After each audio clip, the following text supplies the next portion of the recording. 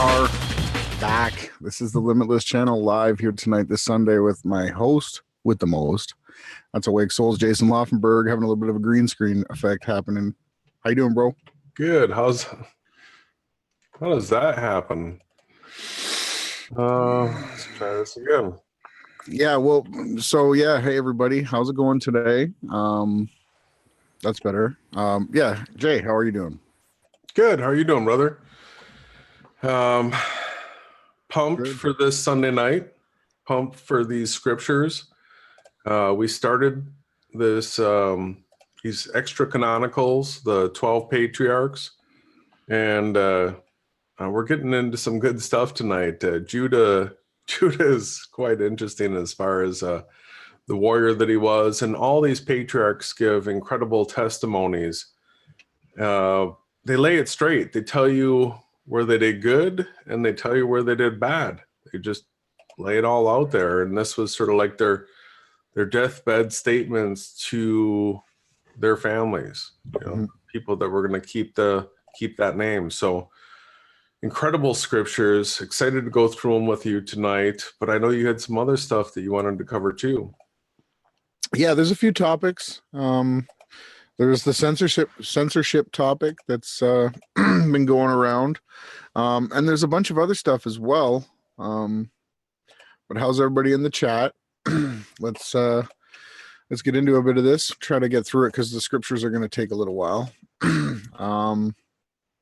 Yeah, we have the word abortion now in the King James Version Bible. I didn't know that that this had made it in, but apparently here, untimely birth has been changed to abortion. So that's another new Mandela effect.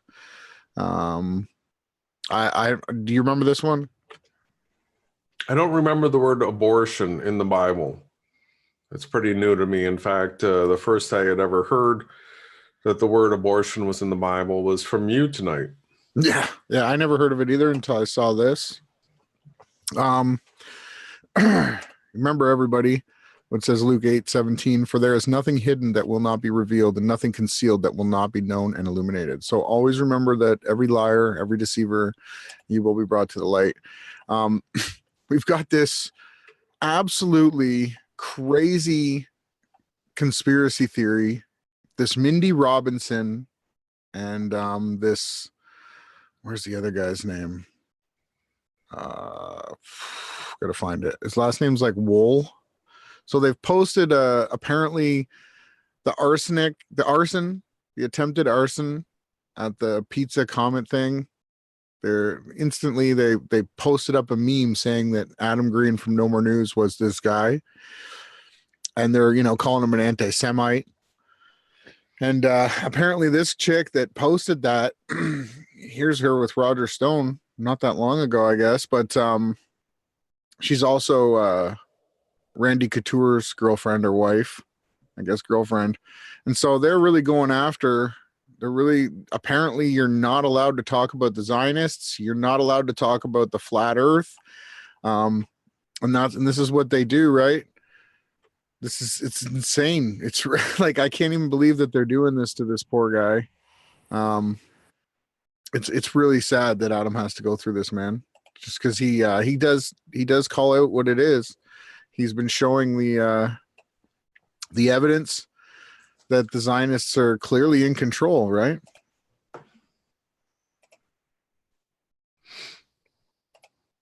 Yeah, that's sort of his shtick.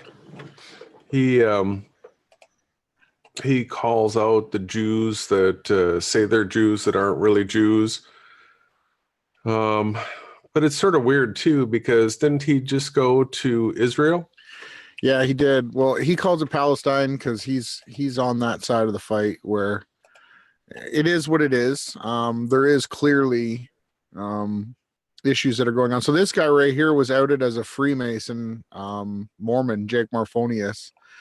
That's another linked up guy. But yeah, Adam and this guy, Jake Morphonius, who's a Freemason, they just went to Palestine, which I call Israel. They didn't really film anything that was brutal, but they were there. Yeah, it's interesting maybe you're thinking this could be a Mossad thing? Well, yeah, there's always the possibility because Adam Green is pretty promoted, and for him to get into Israel, all right, they have like Mossad. They pay attention to who's coming and going very closely, and so he walked in, no problem. But now all of a sudden, he's being outed, sort of via the Israelis, as to maybe being the guy who set fire to Comet Ping Pong. Yeah. That is what you said is happening, right? Yeah. So this Jacob Wool and another Zionist who happens to be Randy Couture's girlfriend, this Mindy chick, they posted a meme that Adam from No More News was the arson. Here it is from the Comet Ping Pong supposed arson attempt, because he had tweeted one tweet about Pizzagate, his entire YouTube thing, and it was like people should investigate it instead of dismissing it. You're right. If MSN honestly investigated hashtag Pizzagate instead of dismissing it offhand, we wouldn't have. Oh, I couldn't see it. We wouldn't see incidents like this. So that he was posting a tweet about the guy that supposedly went up in there with a gun, which was another hoax, right? Mm. So that was his only post. So they used that tweet, his picture. They've stretched and skewed the images to look more similar to him. Mm-hmm. But this guy, they're clearly it's different people, but they've really done a number here with this is super, super, I want to say slanderous, or so he says he's going to sue. Yeah, well, from what I've seen of the COINTEL, the first place that my mind goes to is that he's COINTEL, they're COINTEL, they're doing their fake fighting thing. Calling each other out, suing each other, drawing all this attention. So a meme like this is a promotion for Adam Green. For people that don't know about this, that's going to send viewers to Adam, and then Adam's going to come back and he's going to argue with them. And that's usually the way the COINTEL entrap people into a topic like that, where they play both sides. It's fake fighting. The fact that he was just in Israel recently, it just, to me, it reeks of him being an agent, compromised. Not that he doesn't say good things, just like Alex Jones has said many good truths, but they're always going to lead you down to another rabbit hole. They're never gonna take you the full path of truth. So I don't know. He's a nice guy, right? He does good work. He's a hard worker. Mm-hmm. He does, monetize his life off of his YouTube work. Mm-hmm. So that is an issue when it comes to a fight like this, because if you're gonna throw stones and you want to get into a stone fight with me and Jason, we have absolutely zero that we need to back down on. We have no strings attached. Right? We can say anything, do anything relentlessly, where you can't hurt us. So as long as it's legal to say those words, we can say them. But yeah, they're lying. This Jacob guy is just a piece of work. He's calling Adam a alt-right lieutenant. He's not all right, right? He's the furthest thing from it. Actually, he's not really. I believe he says that the left-right paradigm is wrong. Both sides of the government are the same thing, right? Adam, I'm pretty sure he says that. So he's not a right winger. He's not a Christian evangelistic. He's none of that. He's sort of a truther, right? But doesn't. He might be Muslim. I don't know. I know there's a bunch of guys over at Patriots Today or whatever they're Muslims. I don't have anything against the Muslims except the fact that they denounced that Yahushua was the creator and all that, but that's their choice. You know, usually they are peaceful people, but these people here, they are the ones that are censoring the internet.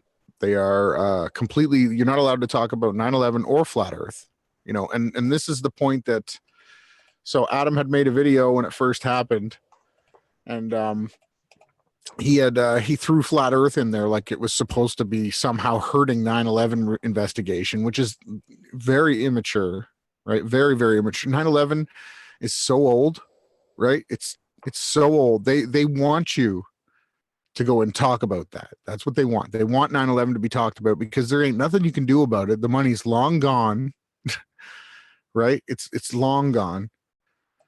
It's just old news.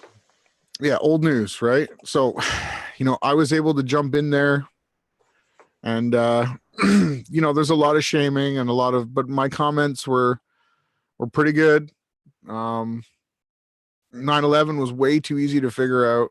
I said search the Veronage compilation, explosive list demolition. Atoms are not real. So like, you know, when you're out there and you see stuff like this, you know, you can comment on people's threads, try to have a good, proper comment. So he then ended up coming out and said, hey, there's something's going on here. If they're censoring flat earth, right? There's something more to it, he said, which is true, right? Why else would they be not allowing people to talk about flat earth? Yeah, what were the two topics that we can't talk about anymore that YouTube's going to crack down? 9/11 and flat earth. That's it. So why would they do that? Because they're real. Because they don't want any truth. Remember what the Russian defector guy said that Owen Benjamin shares? I can't remember his name right off the top of my head, but he said that after the complete brainwashing is done, absolutely nothing that the people believe in will be real. And that's what they're doing. And you know, there's a good chance that the Zionists have a huge role to play, as well as the Freemasons, the Jesuits, the Knights Templars, the Rosicrucianists, all of the secret societies, the Skull and Bones, every single one of them, all of the oath takers, they all have their share to play in this name game here. But he went to... You know, they almost had everybody. It was super, super close. If you look at this from like a game standpoint, and the objective was to have every single person in this civilization or world believing in a false reality. They were so close, but they didn't quite get there. They didn't quite make it. And it just so happens that a few of the people that can see through their lies are going to share it with everyone. And because they have a house of cards that are built on lies, the entire thing just crumbles. And that's what the scriptures are talking about. That's what we're seeing unfold right now. And you can see these super scared, erratic moves from the Jews who say that they're Jews that aren't really Jews. So in his defense, I did go at the people trying to block his truth. And I told them that, you know, you guys are going to pay for all this. That those that are Jews that say they're Jews that are not. You're clearly fulfilling that prophecy by acting this way towards the truth. Right? Only time will tell, because there's nothing hidden that will not be revealed and nothing concealed that will not be known and illuminated. And we're not talking about any sort of Freemason illumination. No, this is the truth, the true light. Mm-hmm. Not no satanic nothing. We see, Jason and I are just we didn't go to university. We're humble, kind. We work with our hands, right? Jason's a wood carpenter, and I'm a journeyman with the steel carpentry, where you know, light gauge aluminum studs and stuff, and heavy gauge steel. That's what we do. We're not physicists, astrotheologists. We're not we're not an expert in anything, but what we do is we research and we trust one infinite amount of percent in the creator, plus one. Yeah, well, we're builders, or what a lot of people would call carpenters. And isn't it funny that our Savior, the creator of this world, when he came here and lived a human life, he was a carpenter or a builder. And so people that actually build things in this world, they usually come to understand and find a love of this creation process, making things, right? You didn't have something before, but you did this work and now you have something. And the ability to do that, the mental process is learning how to render things. And the more of ability you are, and the more complex and difficult things that you figure out how to do, the better the renderer you are in this world. So it's the people that don't make things, that don't actually build something, are really at such a loss. And I can only beg all of you to sit down and build something, or just go take the tire off of your car and put it back on, just so that you can actually say that you know how to do it. Not that you think you can do it, but you know how to do it, because once you go through the process of figuring out what wrench you're going to need and how much leverage it's going to take that nut off, all of that knowledge can be applied forward into other processes. So you gotta get out there and do things in order to understand how to render in this reality. Yeah, Elias says, I agree. He's, as a machinist, super, super important. Elias, with his skills, I'm sure he knows that he can fix things, repair them, build them, because it's the same processes through and through, but you actually have to do them. So I beg people to do that. The Veronage. Yeah, let's not say too many words. Once you learn how to measure and cut things, you can apply them to anything. And then, you learn how to make things stronger and, make it last longer. And this is what we do know. But we do know that this footage that I'm sharing here definitely, in my opinion, explains exactly what happened. So there's it's usually the Occam's razor, right? The simplest answer is usually the truth. Yeah. So it's not nano, micro, nuclear, none of that. The Freemasons built all this, and they have this, what do they call it? It's sort of the yin yang thing with the Shiva, the destroyer. They have this dualistic, albeit just a made up satanic concept thing, where it's like you have to destroy something in order to build it again. And how many times have we seen that stupid storyline played out? Mm-hmm. I become the destroyer of worlds, the guy that invented the supposed nuclear bomb, right? It was all psyop. Psyop. Not true, right? It's funny because Alton Harp, he discovered that quasars destroyed, that the universe was expanding. I meant to say, oh, ow. Sorry.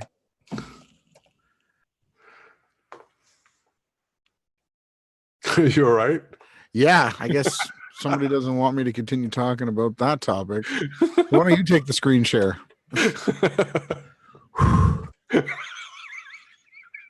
Wow. All right, I'm glad you're all right. At least the power's still on, right? Last time the whole neighborhood went down. All right. Do you want to go to scriptures? Well, I wanted you to, yeah, we could. Yeah, might as well. We've got quite a bit of a reading to do tonight. We do have quite a bit of reading. We can always do current topics, but these scriptures are so important. Yep. I love it. Let me get set up here. Just tell me when you're going to hit play on the music. All right, 3, 2, 1.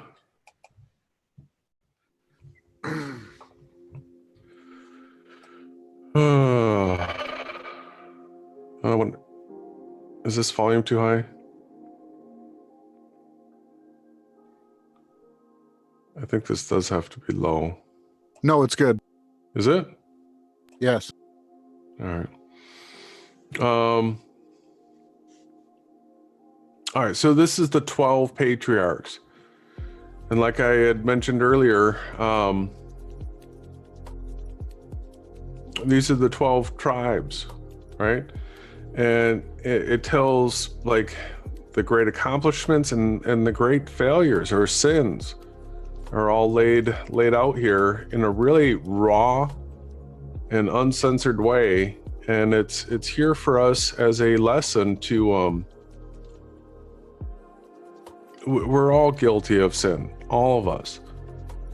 And so what can we learn from this? Can we be inspired by this? Can we avoid the pitfalls that these patriarchs tried to help us avoid? And so the Testament of Judah, this one's pretty amazing in my opinion. It dear to your heart, isn't it, brother? Gotta call it out. Well, he's quite a warrior. Well, your name, Jason, is Judah, right? It's the same word. Yeah, just pointing that out. There was no J, right? It was Yehowadah. Mm-hmm. That's because that's Yah's son, Jason, Yehowadah, right? So. All right. So let's get into this. The Testament of Judah. The copy of the words of Judah, what things he spake to his sons before he died. They gathered themselves together, therefore, and came to him, and he said to them, Hearken, my children, to Judah, your father. I was the fourth son born to my father Jacob, and Leah, my mother, named me Judah, saying, I give thanks to the Lord, because he hath given me a fourth son also. I was swift in my youth, and obedient to my father in everything. And I honored my mother and my mother's sister. And it came to pass, when I became a man, that my father blessed me, saying, Thou shalt be a king, prospering in all things. And the Lord showed me favor in all my works, both in the field and in the house. I know that I raced a hind and caught it, and prepared the meat for my father, and he did eat. And the roes I used to master in the chase and overtake all that was in the plains. A wild mare I overtook and caught it and tamed it. I slew a lion and plucked a kid out of its mouth. I took a bear by its paw and hurled it down the cliff, and it was crushed. I outran the wild boar and seized it as I ran. I tore it in sunder. A leopard in Hebron leaped upon my dog, and I caught it by the tail and hurled it on the rocks, and it was broken in twain. I found a wild ox feeding in the fields and seized it by the horns, and whirling it round and stunning it, I cast it from me and slew it. And when the two kings of Canaanites came sheathed in armor against our flocks and much people with them, single-handed I rushed upon the king of Hazar and smote him on the greaves and dragged him down, and so I slew him. And the other, the king of Tappuah, as he sat upon his horse, I slew, and so I scattered all his people. Anchor, the king, a man of giant stature, I found hurling javelins before and behind as he sat on horseback, and I took up a stone of 60-pound weight and hurled it and smote his horse and killed it. And I fought with the other for 2 hours, and I clave with his shield in twain, and I chopped off his feet and killed him. And I was stripping off his breastplate. Behold, 9 men, his companions, began to fight with me. And I wound my garment on my hand, and I slung stones at them, and killed 4 of them, and the rest fled. And Jacob, my father, slew Belaseth, king of all the kings, a giant in strength, 12 cubits high. And fear fell upon them, and they ceased warring against us. Therefore, my father was free from anxiety in the wars when I was with my brethren. For he saw in a vision concerning me that an angel of might followed me everywhere, that I should not be overcome. And in the south, there came upon us a greater war than that in Shechem, and I joined in battle array with my brethren, and pursued 1,000 men, and slew of them 200 men and 4 kings. And I went up the wall, and I slew 4 mighty men. And so we captured Hazor, and took all the spoil.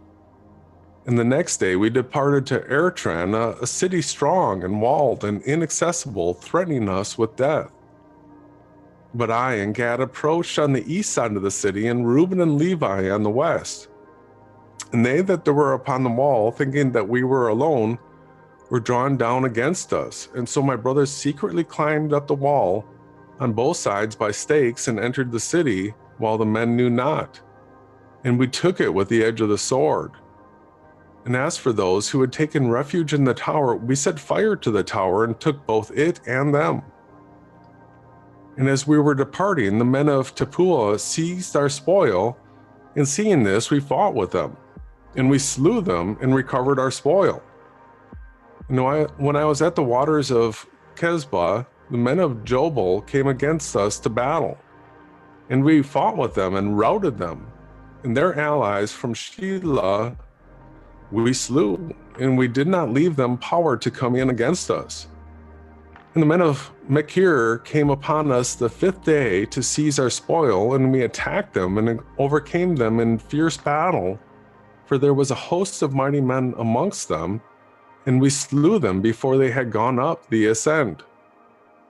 And when we came to the city, their women rolled upon us stones from the brow of the hill on which the city stood. And I and Simeon had ourselves behind the town, and seized up the heights, and destroyed this city also. And the next day it was told us that the king of the city Gash with a mighty host was coming against us. I therefore and Dan feigned ourselves to be Amorites, and as allies went into their city. And in the depth of night our brethren came, and we opened to them the gates, and we destroyed all the men and their substance. And we took for a prey all that was theirs. And their 3 walls we cast down. And we drew near to Thamna, where was also the substance of the hostile kings. And then being insulted by them, I was therefore wroth, and rushed against them to the summit, and they kept slinging against me stones and darts. And had not Dan my brother aided me, they would have slain me. We came upon them therefore with wrath, and they all fled, and passing by another way, they fought my father, and he made peace with them. And we did to them no hurt, and they became tributary to us, and we restored to them their spoil. And I built Thamna, and my father built Pabiel. I was 20 years old when this war befell, and the Canaanites feared me and my brethren. And I had much cattle, and I had for chief herdsman Iriam the Adamite. And when I went to him, I saw Parsheba, the king of Adam, and he spake unto us, and he made us a feast. And when I was heated, he gave me his daughter Bathshua to wife. She bare me Onan, Shilah, and 2 of them the Lord smote, for Shelah lived, and his children are yea. He's quite a fighter, huh? Yeah, oh yeah. Didn't sound like much of a fight. He had an angel with him.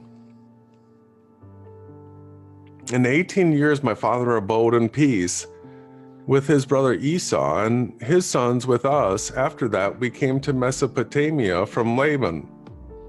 And when 18 years were fulfilled, in the 40th year of my life, Esau, the brother of my father, came upon us with a mighty and strong people. And Jacob smote Esau with an arrow, and he was taken up wounded on Mount Seir. And as he went, he died in Anirium. And we pursued after the sons of Esau. Now they had a city with walls of iron and gates of brass, and we could not enter it, and we encamped around and besieged it. And when they opened not to us in 20 days, I set up a ladder in the sight of all, and with my shield upon my head I went up, sustaining the assault of stones upwards of 3 talents weight, and I slew 4 of their mighty men. And Reuben and Gad slew 6 others. Then they asked from us terms of peace, and having taken counsel with our father, we received them as tributaries. And they gave us 500 cores of wheat, 500 baths of oil, 500 measures of wine, until the famine when we went down into Egypt. And after these things, my son Er took to wife Tamar from Mesopotamia, a daughter of Aram. Now Er was wicked, and he was in need concerning Tamar, because she was not of the land of Canaan.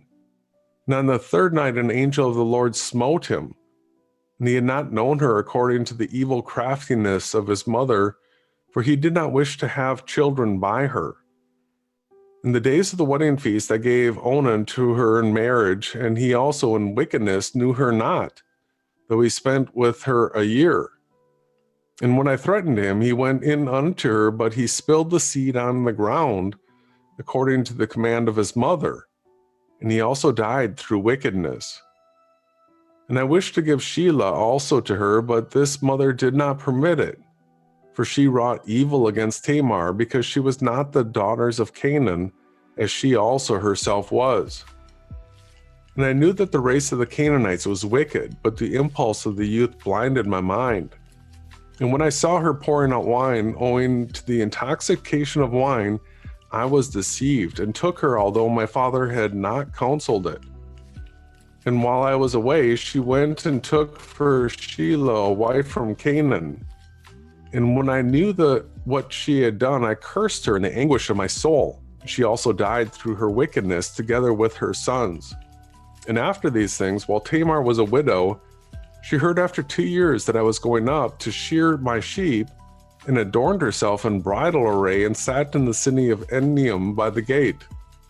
For it was a law of the Amorites that she who was about to marry should sit in fornication 7 days by the gate. And therefore, being drunk with wine, I did not recognize her, and her beauty deceived me, though the fashion of her adorning. And I turned aside to her, and said, Let me go in unto thee. And she said, What wilt thou give me? And I gave her my staff, and my girdle, and the diadem of my kingdom in pledge. And I went in unto her, and she conceived. And not knowing what I had done, I wished to slay her, but she privily sent my pledges, and put me to shame.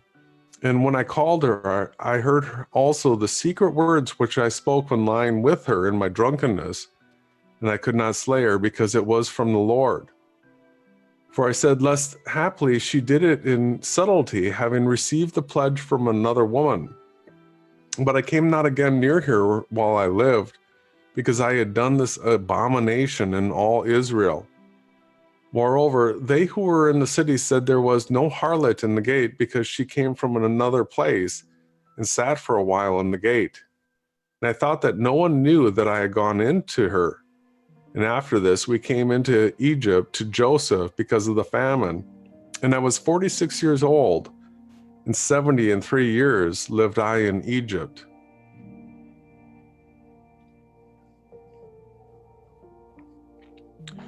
So he's confessing his sins here.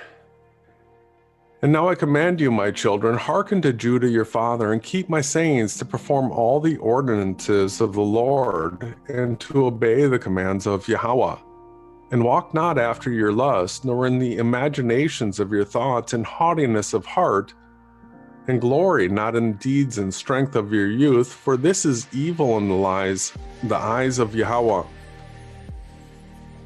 Since I also glorified that in wars no comely's face ever enticed me, and reproved Reuben my brother concerning Beliah, the wife of my father, the spirits of jealousy and of fornication arrayed themselves against me, until I lay with Bathshua the Canaanite, and Tamar, who was espoused to my sons. For I said to my father-in-law, I will take counsel with my father, and so will I take thy daughter. And he was unwilling, but he showed me a boundless store of gold in his daughter's behalf, For he was a king, and he adorned her with gold and pearls and caused her to pour out wine for us at the feast with the beauty of women. And the wine turned aside my eyes, and pleasure blinded my heart. And I became enamored of, and I lay with her, and transgressed the commandment of the Lord and the commandment of my fathers, and I took her to wife. And the Lord rewarded me according to the imagination of my heart, inasmuch as I had no joy in her children. And now, my children, I say unto you, be not drunk with wine, for wine turneth the mind away from the truth, and inspires the passion of lust, and leadeth the eyes into error. For the spirit of fornication hath wine as a minister to give pleasure to the mind. For these two also take away the mind of a man. For if a man drink wine to drunkenness, it disturbeth the mind with filthy thoughts leading to fornication, and heateth the body to carnal union. And if the occasion of the lust be present, he worketh the sin, and is not ashamed. Such is the inebriated man, my children. For he who is drunken reverence no man. For lo, it made me also to err, so that I was not ashamed of the multitude in the city, and that before the eyes of all I turned aside unto Tamar, and I wrote a great sin, and I uncovered the covering of my son's shame. After I had drunk wine, I reverenced not the commandment of Yahweh, and I took a woman of Canaan to wife. For much discretion needeth a man who drinketh wine, my children, and herein is discretion in drinking wine. A man may drink so long as he persevereth modesty. But if he go beyond this limit, the spirit of deceit attacketh his mind, and it maketh the drunkard to talk filthily, and to transgress and not to be ashamed, but even to glory in his shame, and to account himself honorable. He that committeth fornication is not aware when he suffers loss, and is not ashamed when he put to dishonor. For even though a man is a king and commit fornication, he is stripped of his kingship by becoming the slave of fornication, as I myself also suffered. For I gave my staff, that is, the stay of my tribe, and my girdle, that is, my power, and my diadem, that is, the glory of my kingdom. And indeed I repented of these things. Wine and flesh I eat not until my old age, nor did I behold any joy. And the angel of Yahweh showed me that forever do women bear rule over king and beggar alike. And from the king they take away his glory, and from the valiant man his might, and from the beggar even that little which is the stay of his poverty. Observe, therefore, my children, the right limit in wine, for there are in it 4 evil spirits, of lust, of hot desire, of profligacy, and filthy lucre. If ye drink wine in gladness, be modest in the fear of Yahweh. For if in your gladness the fear of Yahweh departeth, then drunkenness ariseth, and shamelessness stealeth in. But if ye would live soberly, do not touch wine at all, lest ye sin in words of outrage, and in fightings, and slanders, and transgressions of the commandments of Yahweh, and ye perish before your time. Moreover, wine revealeth the mysteries of Yahweh and men, even as I also revealed the commandments of God and the mysteries of Jacob my father, and the Canaanitish woman Bathsheba, which Yahweh bade me not to reveal. And wine is a cause both of war and confusion. And now I command you, my children, not to love money, nor to gaze upon the beauty of women, because for the sake of money and beauty I was led astray to Bathsheba the Canaanite. For I know that because of these 2 things shall my race fall into wickedness. For even wise men among my sons shall they mar, shall cause the kingdom of Judah to be diminished, which the Lord gave me because of my obedience to my father. For I never caused grief to Jacob my father, for all things whatsoever he commanded I did. And Isaac, the father of my father, blessed me to be king in Israel, And Jacob further blessed me in like manner. And I know that from me shall the kingdom be established. And I know what evils ye will do in the last days. Beware therefore, my children, of fornication, the love of money, and hearken to Judah your father. For these things withdraw from the law of Yahweh, and blind the inclination of the soul, and teach arrogance, and suffer not a man to have compassion upon his neighbor, to rob his soul of all of his goodness, and oppress him with toils and troubles, and drive away sleep from him, and devour his flesh. And he hindereth the sacrifices of Yahweh, and he remembereth not the blessing of Yahweh. He hearketh not to a prophet when he speaketh, and resenteth the words of godliness. For he is a slave to two contrary passions, and cannot obey Yahweh, because they have blinded his soul, and he walketh in the day as in the night. My children, the love of money leadeth to idolatry, because when led astray through money, men name all as gods those who are not gods, and it causeth him who hath it to fall into madness. For the sake of money, I lost my children, and had not my repentance and my humiliation. And the prayers of my father been accepted, I should have died childless. But the God of my fathers had mercy on me, because I did it in ignorance. And the prince of deceit blinded me, and I sinned as a man and as flesh, being corrupted through sins. And I learnt my own weakness while making myself invincible. Know therefore, my children, that two spirits wait upon man, the spirit of truth and the spirit of deceit. And in the midst of the spirit of understanding of the mind, to which it belongeth to turn whithersoever it will. And the works of truth and the works of deceit are written upon the hearts of men, and each one of them the Lord knoweth. And there is no time at which the works of men can be hid, for on the heart itself have they been written down before the Lord. And the Spirit of truth testifieth all things, and accuseth all, and the sinner is burnt up by his own heart, and cannot raise his face to the judge. One more chapter on Judah.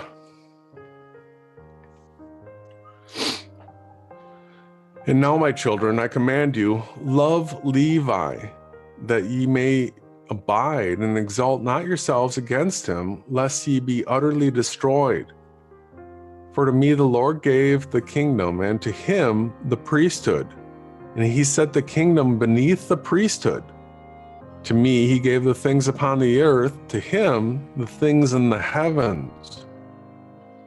As the heaven is higher than the earth, so is the priesthood of God higher than the earthly kingdom, unless it falls away through sin from the Lord and is dominated by the earthly kingdom. For the angel of the Lord said unto me, the Lord chose him rather than thee to draw near to him, and to eat of his table, and to offer him the first fruits of the choice things of the sons of Israel. But thou shalt be king of Jacob, and thou shalt be amongst them as the sea. For as of the sea, just and unjust are tossed about, some taken into captivity, while some are enriched. So also shall every race of man be in thee. Some shall be impoverished, being taken captive, and others grow rich by plundering the possessions of others. For the kings shall be as sea monsters. They shall swallow men like fishes. The sons and daughters of freemen shall they enslave. Houses, land, flocks, money shall they plunder. And with the flesh of many shall they wrongfully feed the ravens and the cranes, that they shall advance in evil and covetousness uplifted. And there shall be false prophets like tempests, and they shall persecute all righteous men. And the Lord shall bring upon them divisions, one against another. And there shall be continual wars in Israel, and among men of another race shall my kingdom be brought to an end, until the salvation of Israel shall come. Until the appearing of the God of righteousness, that Jacob and all the Gentiles may rest in peace. And he shall guard the might of my kingdom forever. For the Lord aware to me with an oath that he will not destroy the kingdom from my seed forever. Now I have much grief, my children, because of your lewdness and witchcrafts and idolatries which ye shall practice against the kingdom, following them that have familiar spirits, diviners, and demons of error. Ye shall make your daughters singing girls and harlots, and ye shall mingle in the abominations of the Gentiles. For which things' sake the Lord shall bring upon you famine and pestilence, death and the sword, beleaguering by enemies and revilings of friends, with slaughter of children, the rape of wives, the plundering of possessions, the burning of the temple of Yahweh, the laying waste of the land, the enslavement of yourselves among the Gentiles. And they shall make some of you eunuchs for their wives, until the Lord visit you, when the perfect heart ye repent and walk in all his commandments, and he bring you up from captivity among the Gentiles. And after these things shall a star arise to you from Jacob in peace, and a man shall arise from my seed like the Son of Righteousness, walking with the sons of men in meekness and righteousness, and no sin shall be found in him. And the heavens shall be opened up unto him, to pour out the Spirit, even the blessings of the Holy Father, and he shall pour out the Spirit of grace upon you. And ye shall be unto him sons in truth, and ye shall walk in his commandments first and last. Then shall the scepter of my kingdom shine forth, and from your root shall arise a stem, and from it shall grow a rod of righteousness to the Gentiles, to judge and to save all that call upon the Lord. And after these things shall Abraham and Isaac and Jacob arise unto life, and I and my brethren shall be chiefs of the tribes of Israel, Levi first, I the second, Joseph third, Benjamin fourth, Simeon fifth, Issachar sixth, and so all in order.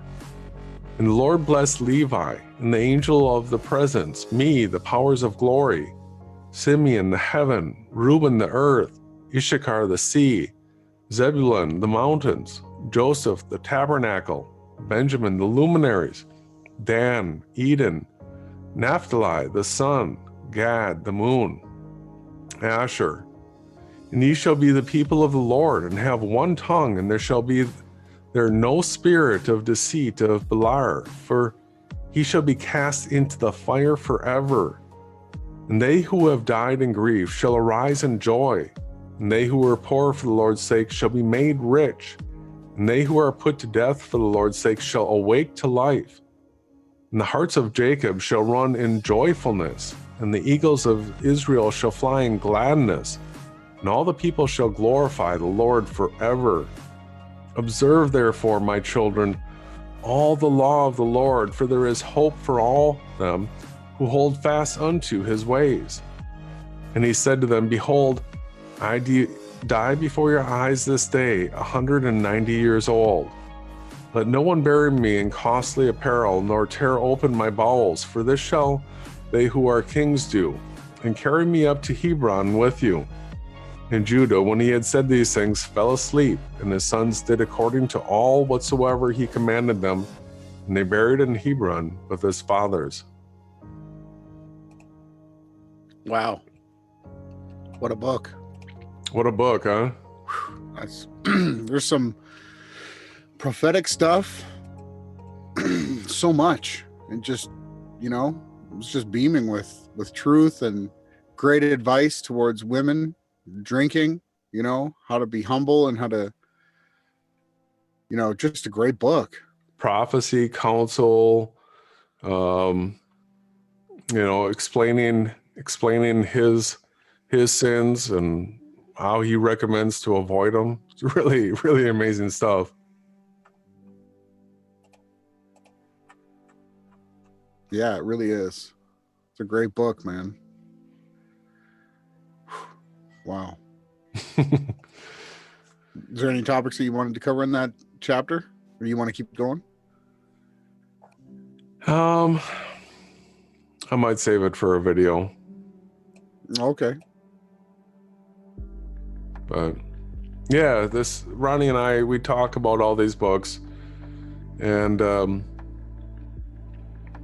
there's something that has to do with Levi and Judah that I see a fulfillment in, and now we'll see where the Spirit leads us. We'll see if it comes to a published video.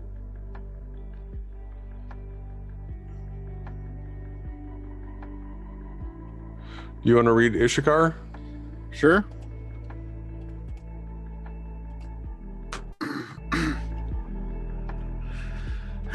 Excuse me. The copy of the words of Issachar, where he called his sons and said to them, "Hearken, my children, to Issachar your father. Give ear to the words of him, who is beloved of Yahweh. And I was born the 5th son to Jacob, by way of hire for the mandrakes. Reuben, my brother, brought me in mandrakes from the field, and Rachel met him and took them. And Reuben wept, and at his voice Leah, my mother, came forth. Now these mandrakes were sweet-smelling apples, which were produced in the land of Haran, below a ravine of water. And Rachel said, I will not give them to thee, but they shall be to me instead of children. For the Lord hath despised me, and I have not borne children to Jacob. Now there were 2 apples, and Leah said to Rachel, Let it suffice thee that thou hast taken my husband. Wilt thou also take these? And Rachel said to her, Thou shalt have Jacob this night for the mandrakes of thy son. And Leah said to her, Jacob is mine, for I am the wife of his youth. But Rachel said, Boast not, and vaunt not thyself, for he espoused me before thee, and for my sake he served our father 14 years. And I had not craft increased on the earth, and the wickedness of men prospered. Thou wouldest not now see the face of Jacob, for thou art not his wife. But in craft wert taken to him in my stead. And my father deceived me, and removed me on that night, and did not suffer Jacob to see me, for I had been there. This had not have happened. Nevertheless, for the mandrakes I am hiring Jacob for thee one night. And Jacob knew Leah, and she conceived and bare me. And on account of this hire I was called Issachar. Then appeared to Jacob an angel of Yahweh, saying, 2 children shall Rachel bear, inasmuch as she hath refused company with her husband, he hath chosen countenancy. And had not Leah my mother paid the 2 apples for the sake of his company, she would have borne 8 sons. For this reason she bare 6. And Rachel bare the 2, for on account of the mandrakes that Yahweh had visited her. For he knew that for the sake of the children she wished to company with Jacob, and not for lust of pleasure. For on the morrow also she again gave up Jacob. Because of the mandrakes, therefore, the Lord hearkened to Rachel. For though she desired them, she cast them not, but offered them in the house of Yahweh, presenting them to the priest of the Most High, who was at that time. When therefore I grew up, my children, I walked in uprightness of heart, and I became husbandman for my father and brethren, and I brought in fruits from the field according to their season. And my father blessed me, for he saw that I walked in rectitude before him, and I was not a busybody in my doings, nor envious or malicious against my neighbor. I never slandered anyone, nor did I censure the life of any man. Walking I did in singleness of eye. Therefore, when I was 35 years old, I took myself a wife, for my labor wore away my strength, and I never thought upon pleasure with woman. But owing to my toil, sleep overcame me, and my fathers always rejoiced in my rectitude, because I offered through the priest to the Lord all first fruits, then to my father also. And the Lord increased 10,000-fold his benefits in my hands. And also Jacob, my father, knew that Yahweh aided my singleness. For on the poor and oppressed I bestowed the good things of the earth in the singleness of my heart. And now hearken to me, my children, and walk in singleness of your heart. For I have seen in it that is well-pleasing to Yahweh. The single-minded man coveteth not gold. He overreacheth not his neighbor, nor longeth not after manifold deities, and he delighteth not in varied apparel. He doeth not desire to live a long life, but only waiteth for the will of Yahweh. And the spirits of deceit have no power against him, for he looketh not on the beauty of woman, lest he should pollute his mind with corruption.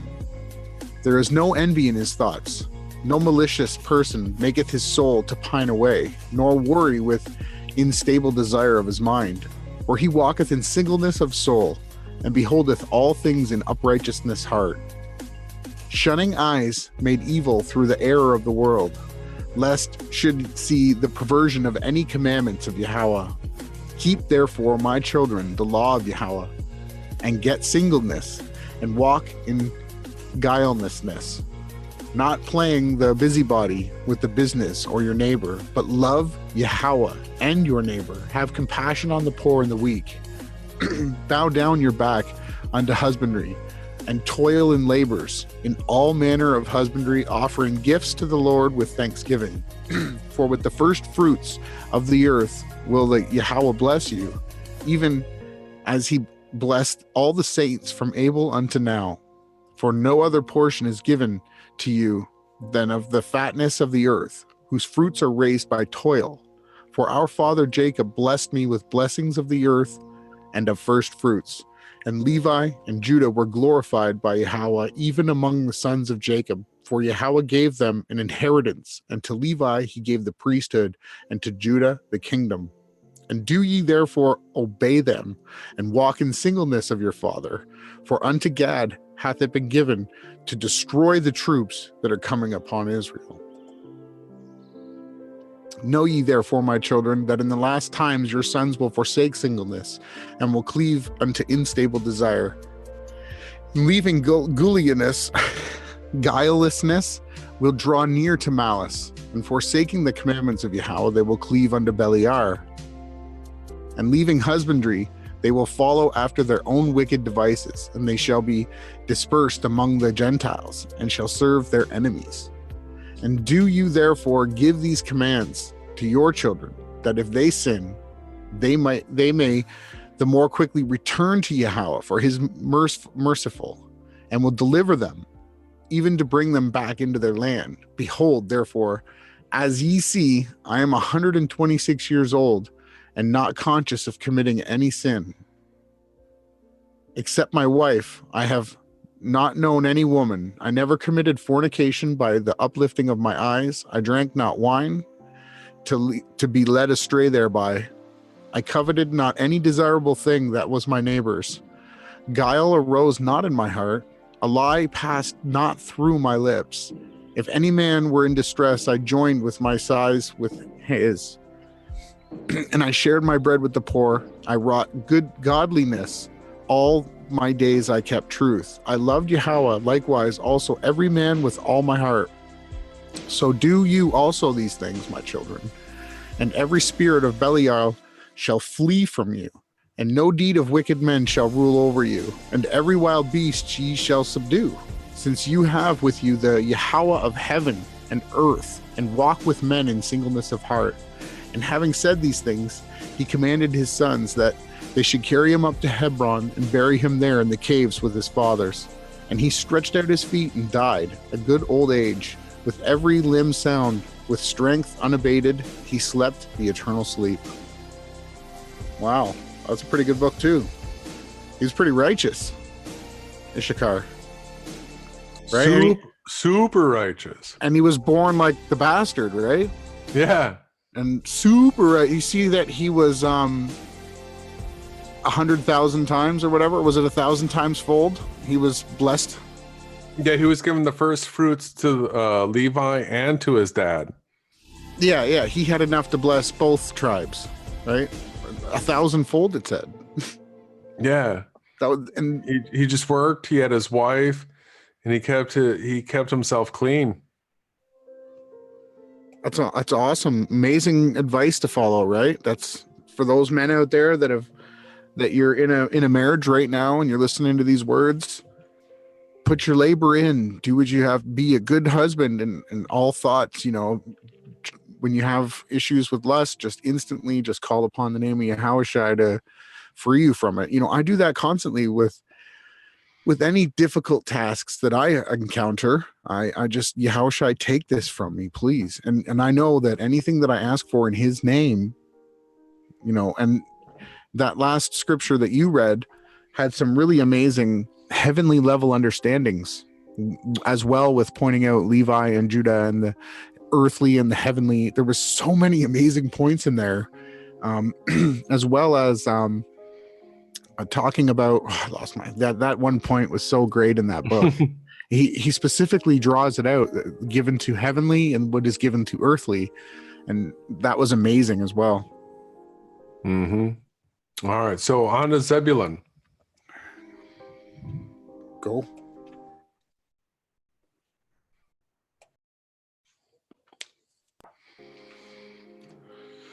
So this is the Testament of Zebulun.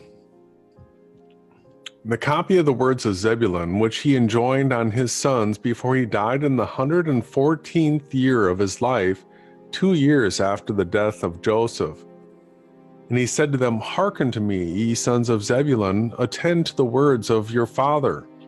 I, Zebulun, was born a good gift to my parents. For when I was born, my father was increased very exceedingly, both in flocks and herds, when with the strake rods he had his portion. I am not conscious that I have sinned all my days, save in thought. Nor yet do I remember that I have done any iniquity except the sin of ignorance which I committed against Joseph.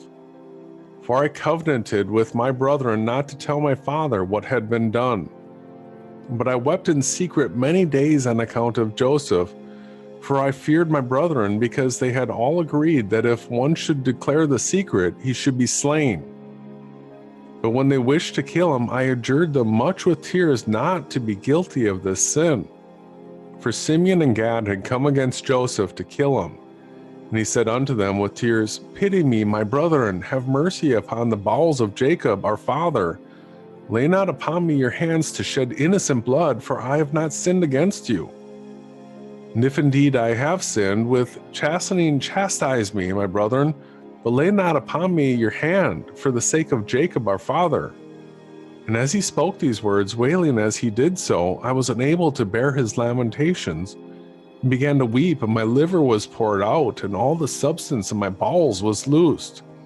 And I wept with Joseph, my heart sounded, and the joints of my body trembled, and I was not able to stand. And when Joseph saw me weeping with him, and then coming against him to slay him, he fled behind me, beseeching them. But meanwhile Reuben arose and said, Come, my brethren, let us not slay him. Let us cast him into one of these dry pits, which our fathers digged and found no water. And for this cause the Lord forbade that water should rise up in them, in order that Joseph should be preserved. And they did so until they sold him to the Ishmaelites. For in his price I had no share, my children. But Simeon and Gad and the 6 others of our brethren took the price of Joseph and bought sandals for themselves and their wives and their children, saying, We will not eat it, for it is the price of our brother's blood, but we will assuredly tread it underfoot, because he said he would be king over us, and so let us see what will become of his dreams. Therefore it is written in the writings of the law of Moses that whosoever will not raise up seed to his brother, his sandal should be unloosed, and they should spit in his face. And the brethren of Joseph wished not that their brother should live, and the Lord loosed from them the sandal which they wore against Joseph their brother. And when they came to Egypt, they were unloosed by the servants of Joseph outside the gate, and so made obeisance to Joseph after the fashion of King Pharaoh. And not only did they make obeisance to him, but were spit upon also, falling down before him forthwith. And so they were put to shame before the Egyptians. And after this, the Egyptians heard all the evils that they had done to Joseph. And after he was sold, my brothers sat down to eat and drink. But I, therefore, pity for Joseph, did not eat, but watched the pit, since Judah feared lest Simeon, Dan, and Gad should rush off and slay him. But when they saw I did not eat, they set me to watch him till he was sold to the Ishmaelites. And when Reuben came and heard that while he was away Joseph had been sold, he rent his garments and mourning said, "How shall I look at the face of my father Jacob?" And he took the money and ran after the merchants, but as he failed to find them, he returned grieving. But the merchants had left the broad road and marched through the Troglodytes by a shortcut. But Reuben was grieved and ate no food that day. Dan therefore came to him and said, "Weep not, neither grieve, for we have found what we can say to our father Jacob. Let us slay a kid of the goats and dip it in the coat of Joseph, and let us send it to Jacob, saying, Know, is this the coat of thy son?" And they did so, for they stripped off from Joseph his coat when they were selling him, and put upon him the garment of a slave. Now Simeon took the coat and would not give it up, for he wished to rend it with a sword, as he was angry that Joseph lived and that he had not slain him. And we all rose up and said unto him, "If thou give us not up the coat, we will say to our father that thou alone didst this evil thing in Israel." And see, so he gave it to them and did even as Dan had said.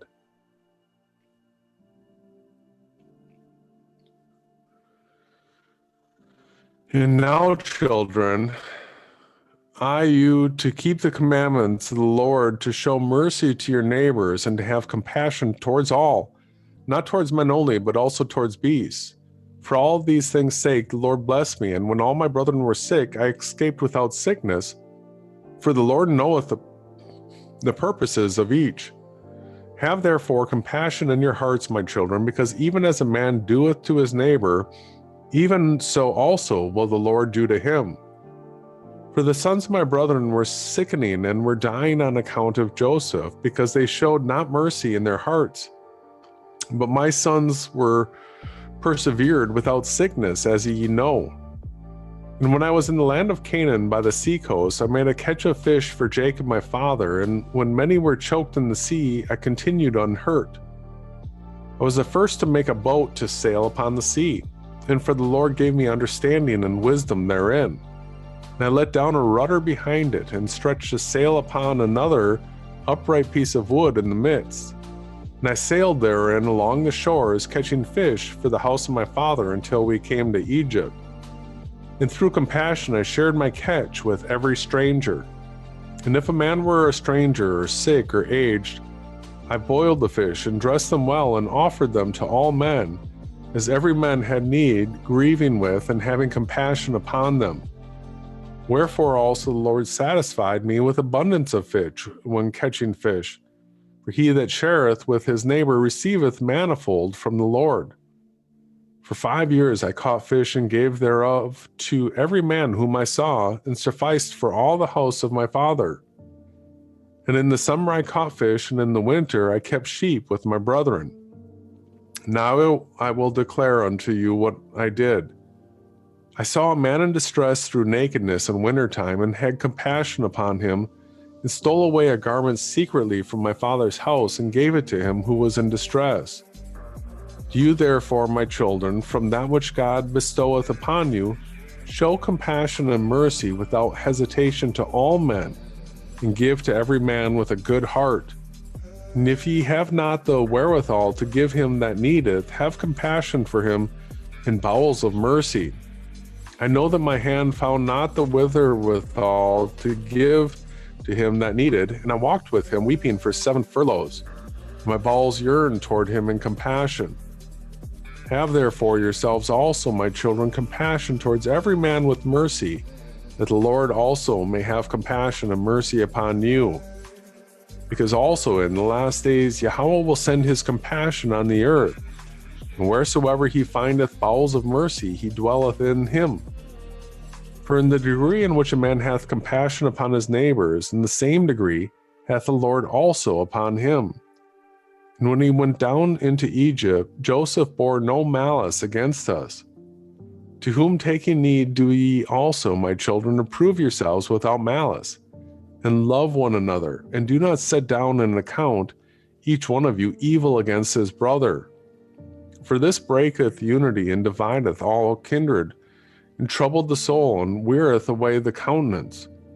Observe therefore the waters, and know when they flow together, They sweep along stones, trees, earth, and other things. But if they are divided into many streams, the earth swallow them up, and they vanish away. So ye also be if ye be divided.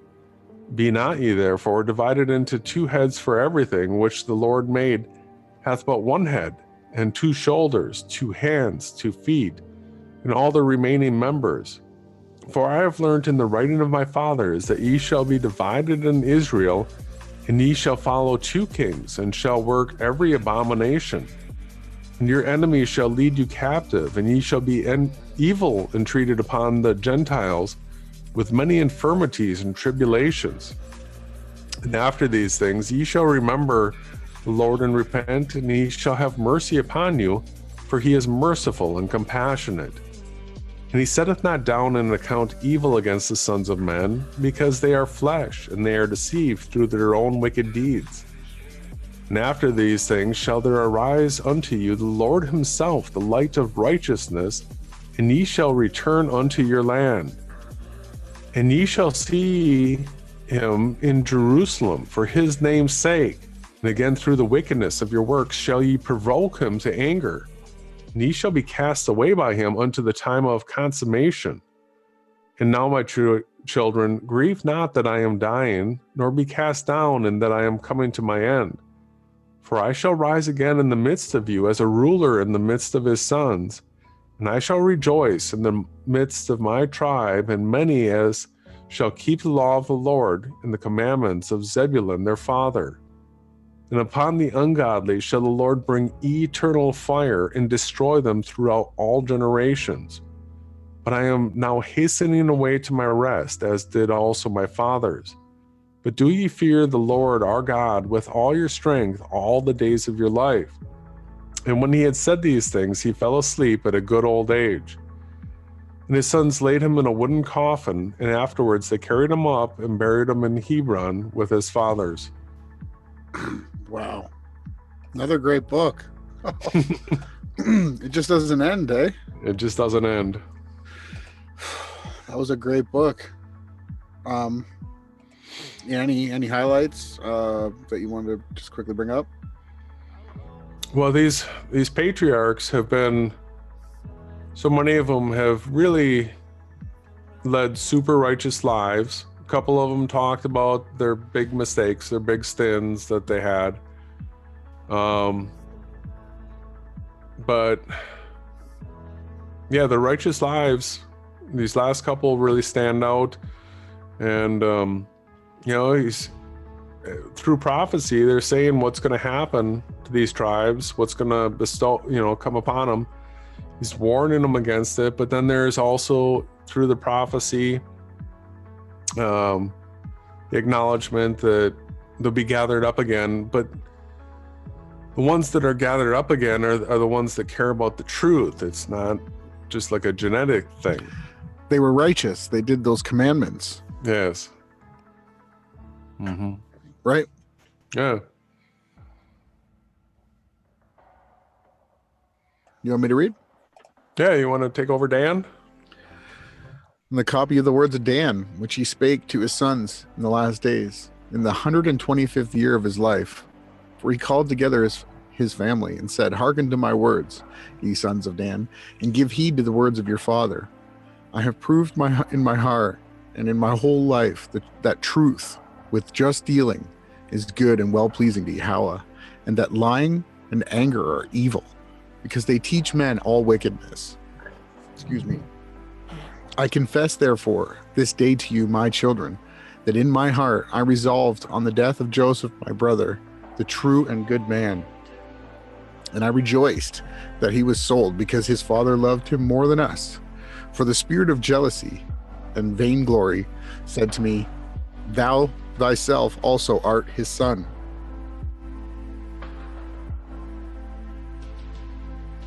And one of the spirits of Beliar stirred me up, saying, Take this sword, and with it slay Joseph.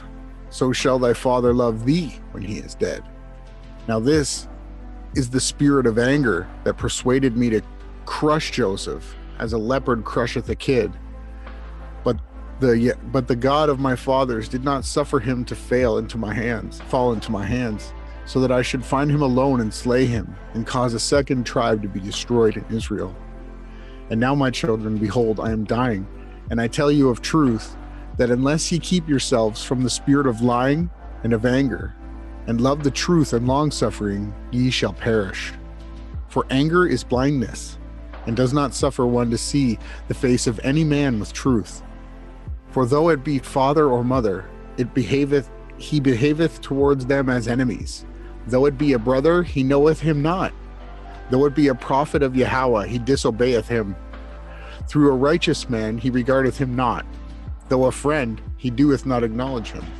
For the spirit of anger encompasseth him with the net of deceit, and blindeth his eyes, and through lying darketh his mind, and giveth him his own peculiar vision, and wherewith encompass his eyes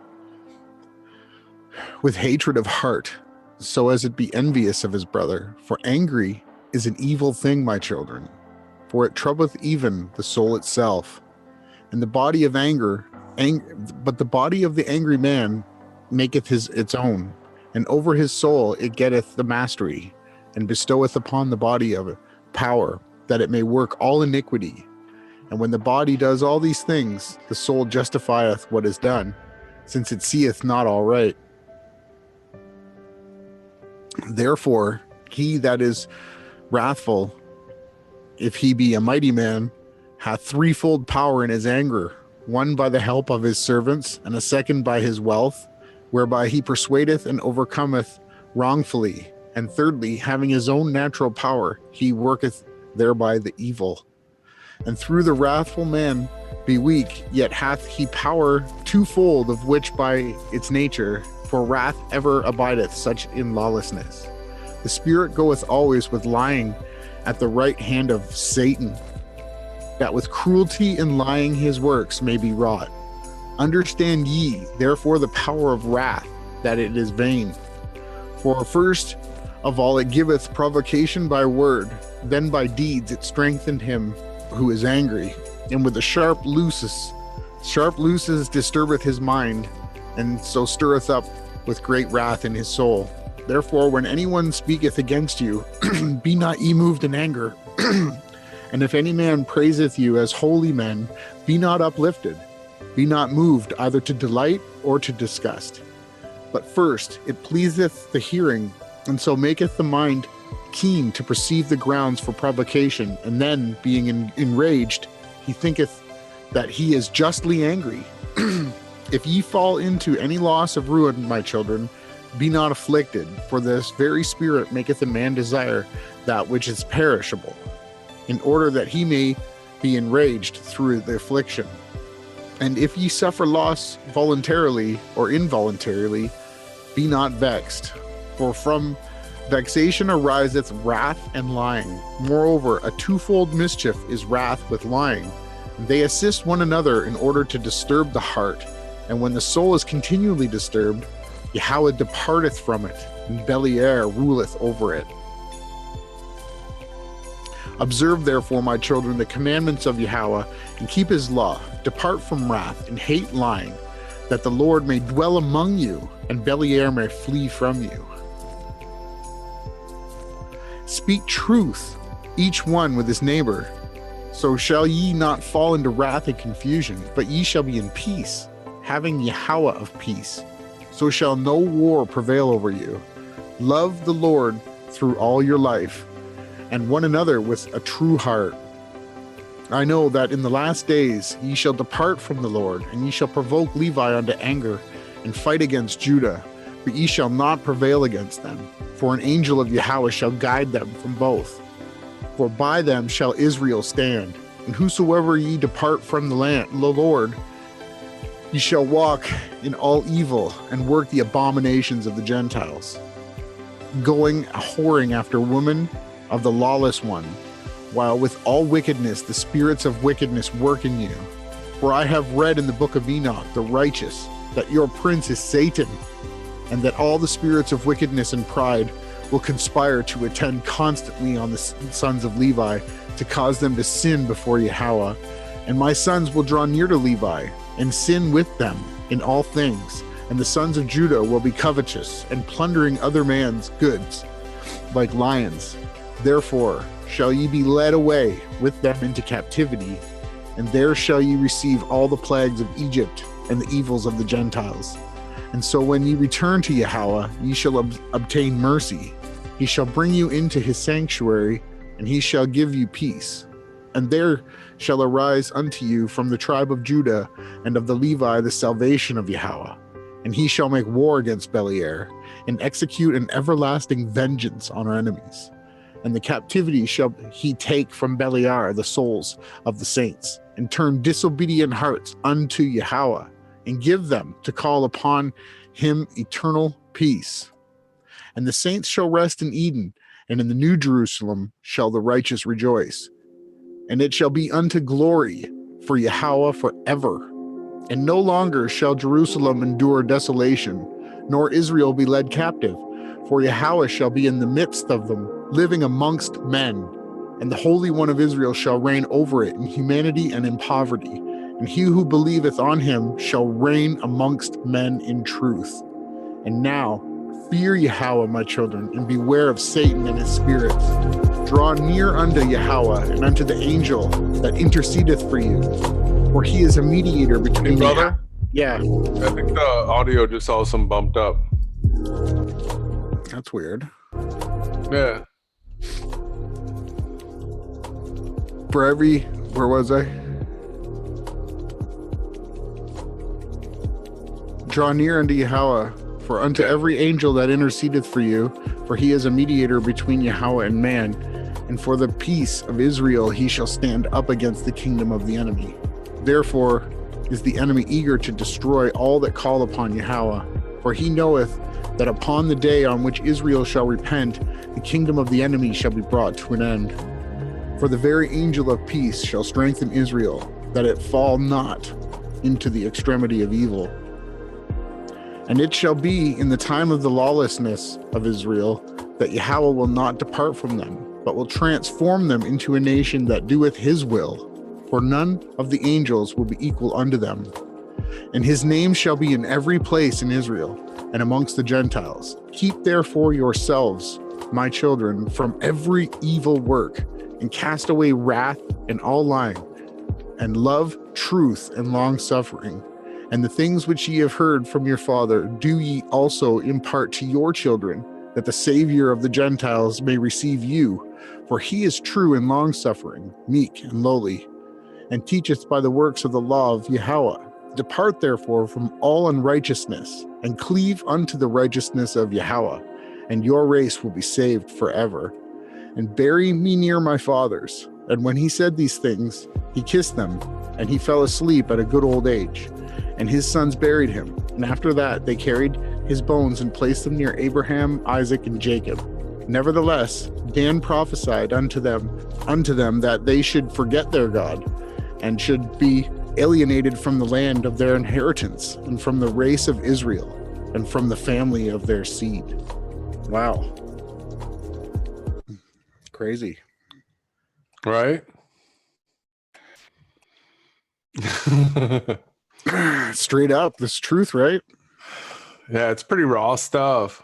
But see, the New Jerusalem is a heavenly one, right? So that's where the people that think this new temple and their Mashiach is going to rule, that's Satan. That's Satan's temple. It's not going to work, right? It's going to get stopped.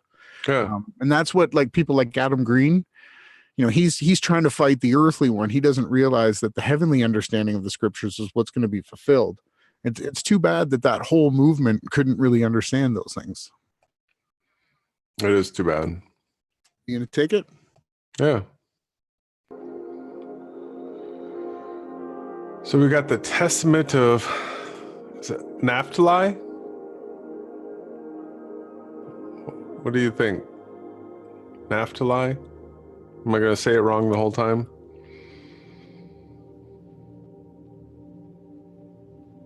All right. We'll go with Naphtali. The copy of the Testament of Naphtali, which he ordained at the time of his death in the 130th year of his life. When his sons were gathered together in the 7th month, on the 1st day of the month, while still in good health, he made them a feast of food and wine. And after he was awake in the morning, he said to them, I am dying, and they believed him not. And as he glorified the Lord, he grew strong and said that after yesterday's feast he should die. And he began then to say, Hear, my children, ye sons of Naphtali, hear the words of your father. I was born from Belial, and because Rachel dealt craftily and gave Belial in place of herself to Jacob, and she conceived and bare me upon Rachel's knees, therefore she called my name Naphtali. For Rachel loved me very much, because I was born unto her lap, and when I was still young she was wont to kiss me and say, May I have a brother of thine from my own womb, like unto thee. Whence also Joseph was like unto me in all things, according to the prayers of Rachel. Now my mother was Belial, daughter of Rothias, the brother of Deborah, Rebekah's nurse, who was born on one and the selfsame day with Rachel. And Rothias was of the family of Abraham, a Chaldean, God-fearing, freeborn, and noble. And he was taken captive and was bought by Laban. And he gave him Una, his handmaid, to wife, and she bore a daughter, called her name Zilpah, after the name of the village in which he had been taken captive. And next she bore Belial, saying, My daughter hastens after what is new, for immediately that she was born, she seized the breast and hastened to suck it. And I was swift on my feet like the deer, and my father Jacob appointed me for all messages. And as a deer he did give me his blessing. For as the potter knoweth the vessel, how much it is to contain, bringeth clay accordingly, so also doeth the Lord make the body after the likeness of the Spirit, and according to the captivity of the body doth he implant the Spirit. And the one does not fall short of the other by a third part of a hair, for by weight and measure and rule was all creation made. And as the potter knoweth the use of each vessel, what it is meant for, so also doth the Lord know the body, how far it will persist in goodness, and when it bringeth in evil. For there is no inclination or thought which the Lord knoweth not, for he created every man after his own image. For as a man's strength, so also in his work, as his eye, so also is his sleep, as his soul, so also is his word, either in the law of the Lord or in the law of Belial. And as there is division between light and darkness, between seeing and hearing, so also is there division between man, and between woman and woman. And it is not to be said that the one is like the other, either in face or in mind. For Jehovah made all things good in their order, the 5 senses in the head, and he joined on the neck to the head, adding to it the hair, also the comeliness and glory. Then the heart for understanding, and the belly for excrement, and the stomach for grinding, and the windpipe for taking in the breath, the liver for wrath, and the gall for bitterness, and the spleen for laughter, the reins for prudence, the muscles of the loins for power, the lungs for drawing in, the loins for strength, and so forth. So then, my children, let all your works be done in order with good intent in the fear of Yahweh, and do nothing disorderly in scorn or out of its due season. For if thou bid the eye to hear, it cannot. So neither while ye are in darkness can ye do the works of light. Be ye therefore not eager to corrupt your doings through covetousness or with vain words to beguile your souls, because if ye keep silence and purity of heart, ye shall understand how to hold fast the will of Yahweh, and to cast away the will of Belial. Sun and moon and stars change not their order, so do ye also change not the law of Yahweh in the disorderliness of your doings. The Gentiles went astray and forsook the Lord, and charged their order, and obeyed stocks and stones and spirits of deceit. But ye shall not be so, my children, recognizing in the firmament, in the earth, in the sea, in all the created things, the Lord who made all things, that ye become not as Sodom, which changed the order of nature. In like manner the watchers also changed the order of their nature, whom the Lord cursed at the flood, and whose account he made the earth without inhabitants and fruitless. These things I say unto you, my children, for I have read in the writings of Enoch that ye yourselves also shall depart from the Lord, walking according to all the lawlessness of the Gentiles, and ye shall do according to all the wickedness of Sodom. And the Lord shall bring captivity upon you, and there shall ye serve your enemies, and ye shall be bowed down with every affliction and tribulation, till the Lord have consumed you all. And after ye become diminished and made few, ye return and acknowledge the Lord your God, and he shall bring you back into your land according to his abundant mercy. And it shall be good that after they come into the land of their fathers, they shall again forget the Lord and become ungodly. And the Lord shall scatter them upon the face of all the earth until the compassion of the Lord shall come, a man working righteousness and working mercy to all them that are afar off and to them that are near.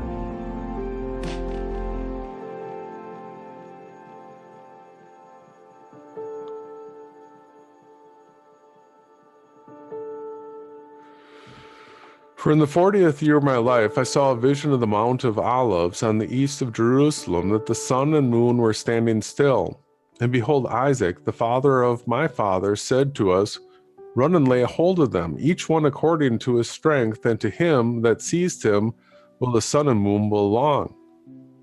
And we all of us ran together, and Levi laid a hold of the sun, and Judah outstripped the others and seized the moon, and they were both of them lifted up with them.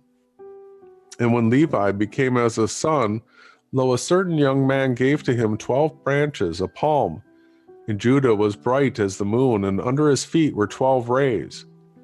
And the two, Levi and Judah, ran and laid a hold of them. And lo, a bull upon the earth with 2 great horns, and an eagle's wings upon its back. And we wished to seize him, but could not. But Joseph came and seized him, and ascended up with him on high. And I saw, for I was there, and behold, a holy writing appeared to us, saying, Assyrians, Medes, Persians, Chaldeans, Syrians shall possess in captivity the 12 tribes of Israel. And again, after 7 days, I saw our father Jacob standing by the sea of Jamnia, and we were with him. And behold, there came a ship sailing by, without sailors or pilot, and there was written upon the ship of Jacob. And our father said to us, Come, let us embark on this ship. And we had gone on board, and there arose a vehement storm and a mighty tempest of wind, and our father, who was holding the helm, departed from us. And we, being tossed with the tempest, were borne along over the sea, and the ship was filled with water, and was pounded by mighty waves until it was broken up. And Joseph fled away upon a little boat, and we were all divided upon 9 planks, and Levi and Judah were together. And we were all scattered unto the ends of the earth.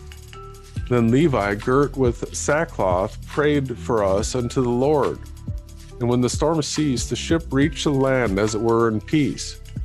And lo, our father came, and we all rejoiced with one accord. These 2 dreams I told to my father, and he said to me, These things must be fulfilled in their season, after that Israel hath endured many things. Then my father saith unto me, I believe Jehovah, that Joseph liveth, for I see always that the Lord numbereth him with you. And he said, weeping, Ah me, my son Joseph, thou livest, though I behold thee not, and thou seest not Jacob that begot thee.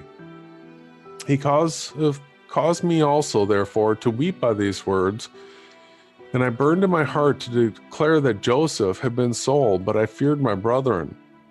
And lo, my children, I have shown unto you the last times how everything shall come to pass in Israel. Do ye also, therefore, charge your children that they be united to Levi and to Judah, for through them shall salvation arise unto Israel, and in them Jacob shall be blessed.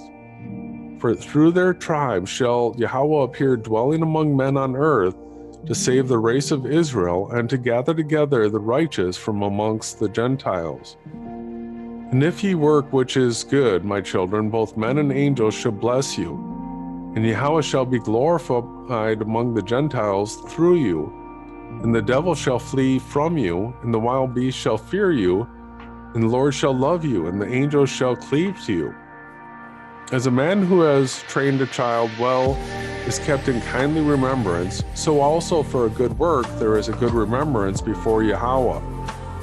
But him that doeth not that which is good, both angels and men shall curse, and God shall be discouraged among the Gentiles through him, or dishonored among the Gentiles through him. And the devil shall make him as his own peculiar instrument, and every wild beast shall master him, and the Lord shall hate him. For the commandments of the law are twofold, and through prudence must they be fulfilled. For there is a season for a man to embrace his wife, and a season to abstain therefrom for his prayer. So then, there are two commandments, and unless they be done in due order, they bring very great sin upon men. So also it is with the other commandments. Be ye therefore wise in Yahweh, my children, and prudent, understanding the order of his commandments, and the laws of every word, that the Lord may love you. And when he had charged them with many such words, he exhorted them that they should remove his bones to Hebron, and that they should bury him with his fathers. And when he had eaten and drunk with a merry heart, he covered his face and died. And his sons did according to all that Naphtali, their father, had commanded them. Another great book, eh? Yeah. Wow. Is it loud? It's a little loud. I bumped the volume down on my side. I think the track must jump up. Yeah. I guess this is the Testament of Gad? Yeah. That's not, you just did Naphtali, right? Yep. The copy of the Testament of Gad, with things he spake unto his sons in the 125th year of his life, saying unto them, Hearken, my children, I was the 9th son born to Jacob, and I was valiant in keeping the flocks. Accordingly I guarded at night the flock, and whenever the lion came, or the wolf, or any wild beast against the fold, I pursued it, and overtaking it I seized its foot with my hand, and hurled it about as a stone's throw, and so killed it. Now Joseph, my brother, was feeding the flock with us for upwards of 30 days, and being young, he fell sick by the reason of the heat. And he returned to Hebron to our father, who made him lie down near him because he loved him greatly. And Joseph told our father that the sons of Zilpah and Bilhah were slaying the best of their flock and eating them against the judgment of Reuben and Judah. For he saw that I had delivered a lamb out of the mouth of a bear, and he put the bear to death, but had slain the lamb, being grieved concerning it that it could not live, and that we had eaten it. And regarding this matter, I was wroth with Joseph until the day he was sold. And the spirit of hatred was in me, and I wished not either to hear of Joseph with the ears or see him with the eyes, because he rebuked us to our faces, saying that we were eating of the flock without Judah. And for whatsoever things he told our father, he believed him. I confess now, my children, that oftentimes I wished to kill him, because I hated him from my heart. Moreover, I hated him yet more for his dreams. I wished to lick him out of the land of the living, even as an ox licketh up the grass of the field. And Judah sold him secretly to the Ishmaelites. Thus Yahweh of our fathers delivered him from our hands, that we should not work great lawlessness in Israel. And now, my children, hearken to my words of truth, work righteousness and the law of the Most High, and go not astray through the spirit of hatred, for it is evil in all doings of men. Whatsoever a man doeth, the hater abomineth him, and through a man worketh the law of the Lord, he perisheth him not. Though a man feareth the Lord, he taketh pleasure in that which is righteous, he loveth him not. He despiseth the truth, and envieth him that proseth. Can you say that word, Jay?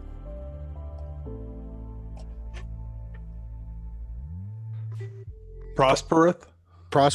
Thank you. Prospereth. He envieth him that prospereth, and welcometh evil speaking. He loveth arrogance, for hatred blindeth his soul. And I also then looked on Joseph, Beware, therefore, my children, of hatred, for it worketh lawlessness, even against the Lord himself. For it will not hear the words of his commandments concerning the loving of one's neighbor, and it sinneth against Yahweh. For if a brother stumble, it delighteth immediately to proclaim it to all men, and is urgent that he should be judged for it, and be punished, and be put to death. And if it be a servant, it stirreth him up against his master, and with every affliction it divideth him against him, if possibly he can be put to death. For hatred worketh with envy also against them that prosper. So long as it heareth or seeth their success, it always languisheth. For as love would quicken even the dead, and would call back them that are commanded to die, so hatred would slay the living, and those that had sinned venially it would not suffer to live.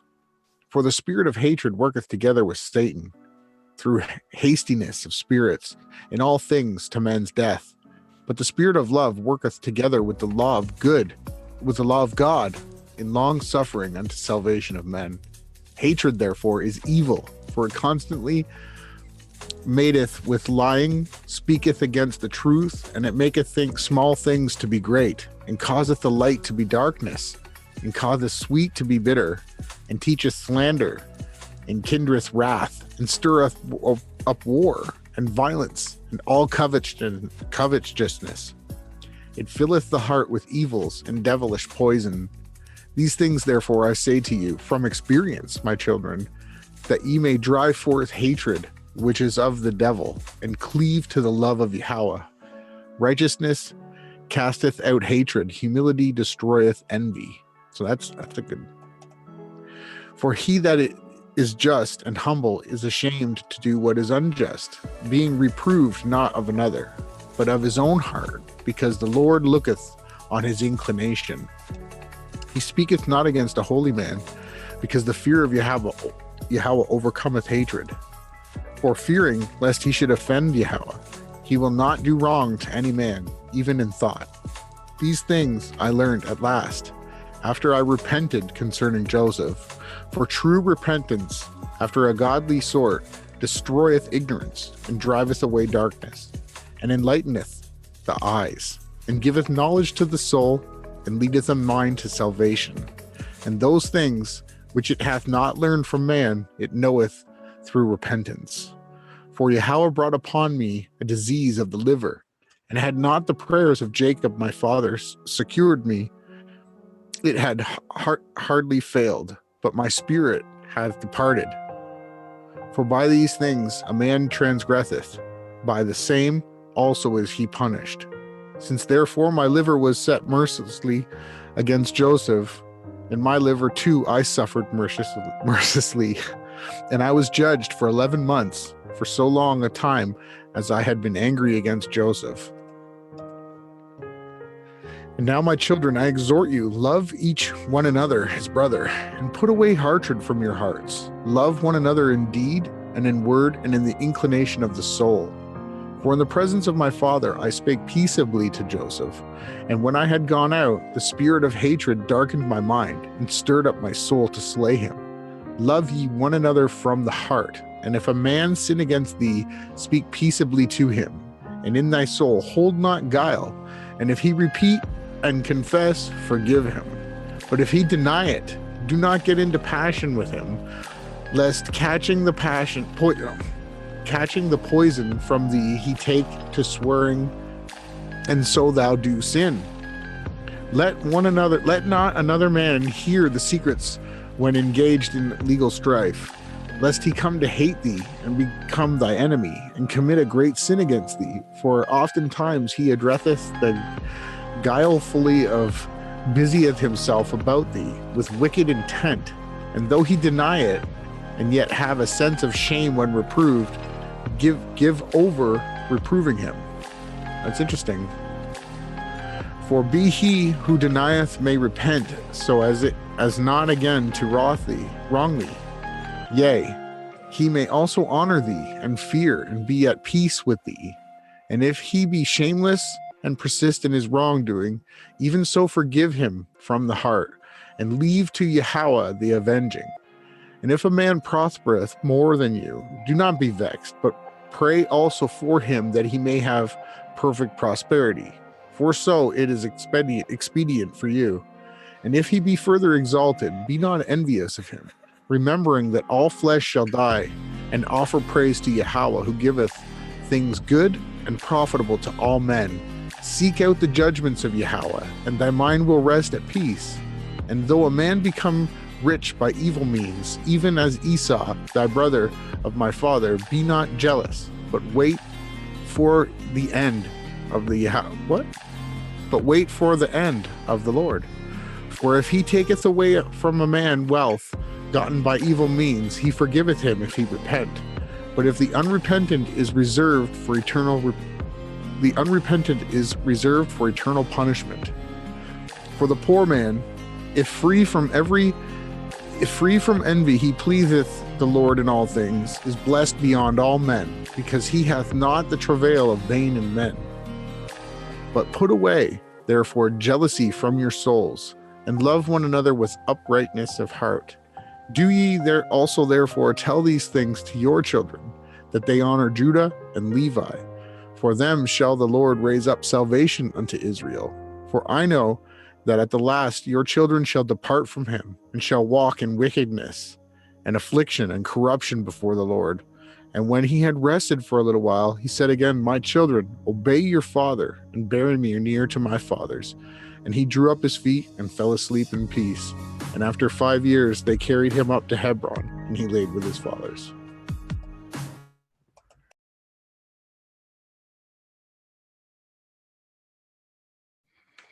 More greatness. So the next one is a single chapter book, and then a 2, and then another 2. So what do you think of me? Probably get time for one more. That's it. Well, what if I take out the next 3 and then you knock off the last 2 and we wrap this up tonight? You want to keep going? All right. Do the next 2, yeah? I don't need 3 though, man.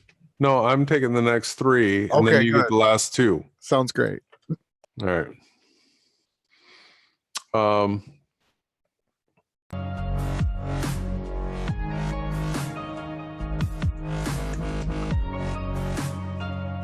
So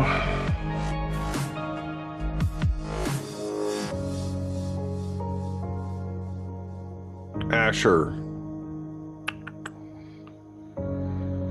The copy of the testament to Asher, what things he spoke to his sons in the 125th year of his life. For while he was still in health, he said to them, Hearken ye, children of Asher, to your father, and I will declare to you all that is upright in the sight of the Lord.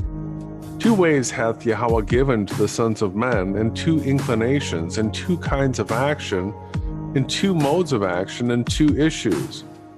Therefore all things are by twos, one against the other. Brother? I'm sorry. What? Forgive me. The music seems to have gotten a little bit louder. Just, you know what? Let's start it over again. Take it back to the beginning.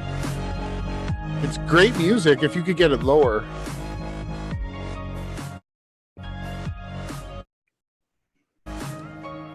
It's like that's the lowest click I can get. Maybe we'll start it over. Okay. It's too bad. Too powerful. It sounds great, but yeah, it's my fault, people. Forgive me. I need to get to the editor. All right. This one you can turn it up a little bit. Thanks. Perfect. Okay. So we'll do the testament of Asher again. The copy of the testament to Asher, what things he spoke to his sons in the 125th year of his life. For while he was still in health, he said to them, Hearken ye, children of Asher, to your father, and I will declare to you all that is upright in the sight of the Lord. 2 ways hath Yahweh given to the sons of men, and 2 inclinations, and 2 kinds of action, in two modes of action and two issues. Therefore, all things are by twos, one over against the other. For there are two ways of good and evil, and with these are the two inclinations in our breasts, discriminating them. Therefore, if the soul take pleasure in the good inclination, all its actions are in righteousness, and if it sin, it straightway repenteth. For having its thoughts set upon righteousness, and casting away wickedness, it straightway overthroweth the evil, and uprooteth the sin.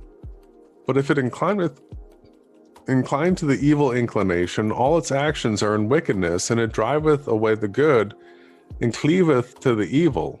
It ruled by Beliar, even though at work what is good, he perverteth it to evil. For whenever it beginneth to do good, he forceth the issue of the action into evil for him, seeing that the treasure of the inclination of his heart with an evil spirit. A person then may with words help the good for the sake of the evil, yet the issue of the action leadeth to mischief. There is a man who so showeth no compassion upon him, who serveth his turn in evil, and this thing bath two aspects, but the whole is evil. And there is a man that loveth him and worketh evil, because he would prefer even to die in evil for his sake. And concerning this, it is clear that it bath two aspects, but the whole is an evil work. Though indeed ye have love, yet it is he wicked who concealeth what is evil for the sake of the good name, but the end of the action tendeth unto evil. Another stealeth, doth unjustly, plundereth, defraudeth, and withal pitieth the poor. This too bath a twofold aspect, but the whole is evil. He who defraudeth his neighbor provoketh Jehovah, and sweareth falsely against the Most High, and yet pitieth the poor. The Lord who commanded the law he setteth at naught, and provoketh, and yet he refresheth the poor. He defileth the soul, and maketh gay the body. He killeth many, and pitieth a few. This too bath a twofold aspect, but the whole is evil.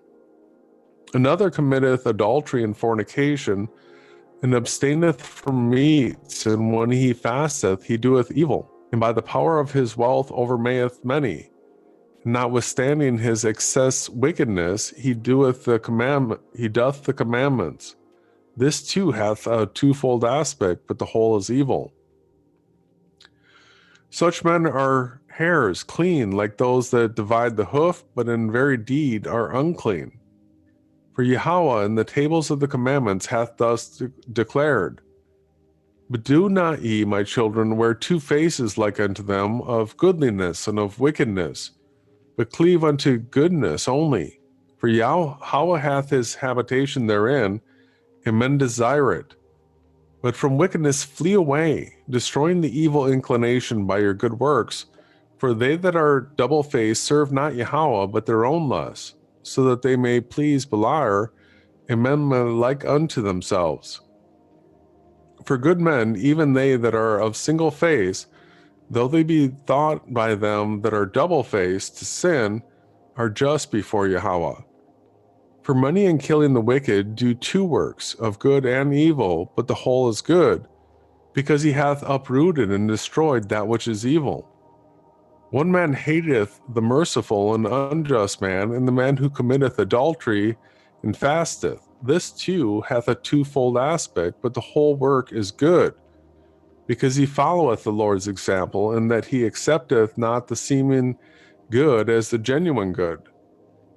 Another desireth not to see good day with them, lest he defile his body and pollute his soul. This too is double-faced, but the whole is good. For such men are like to stags and to hinds, because in the manner of wild animals they seem to be unclean, but they are altogether clean, because they walk in zeal for the Lord, and abstain from what Yahweh also hateth and forbiddeth by his commandments, warding off the evil from the good. You see, my children, how that there are two in all things, one against the other, and the one is hidden by the other. In wealth is hidden covetousness, in conviviality drunkenness, in laughter, grief, in wedlock, profligacy.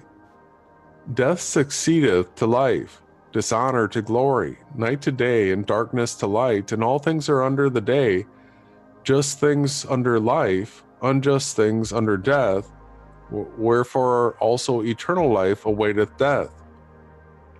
Nor may it be said that truth is a lie, nor right wrong, for all truth is under the light, even as all things are under Jehovah.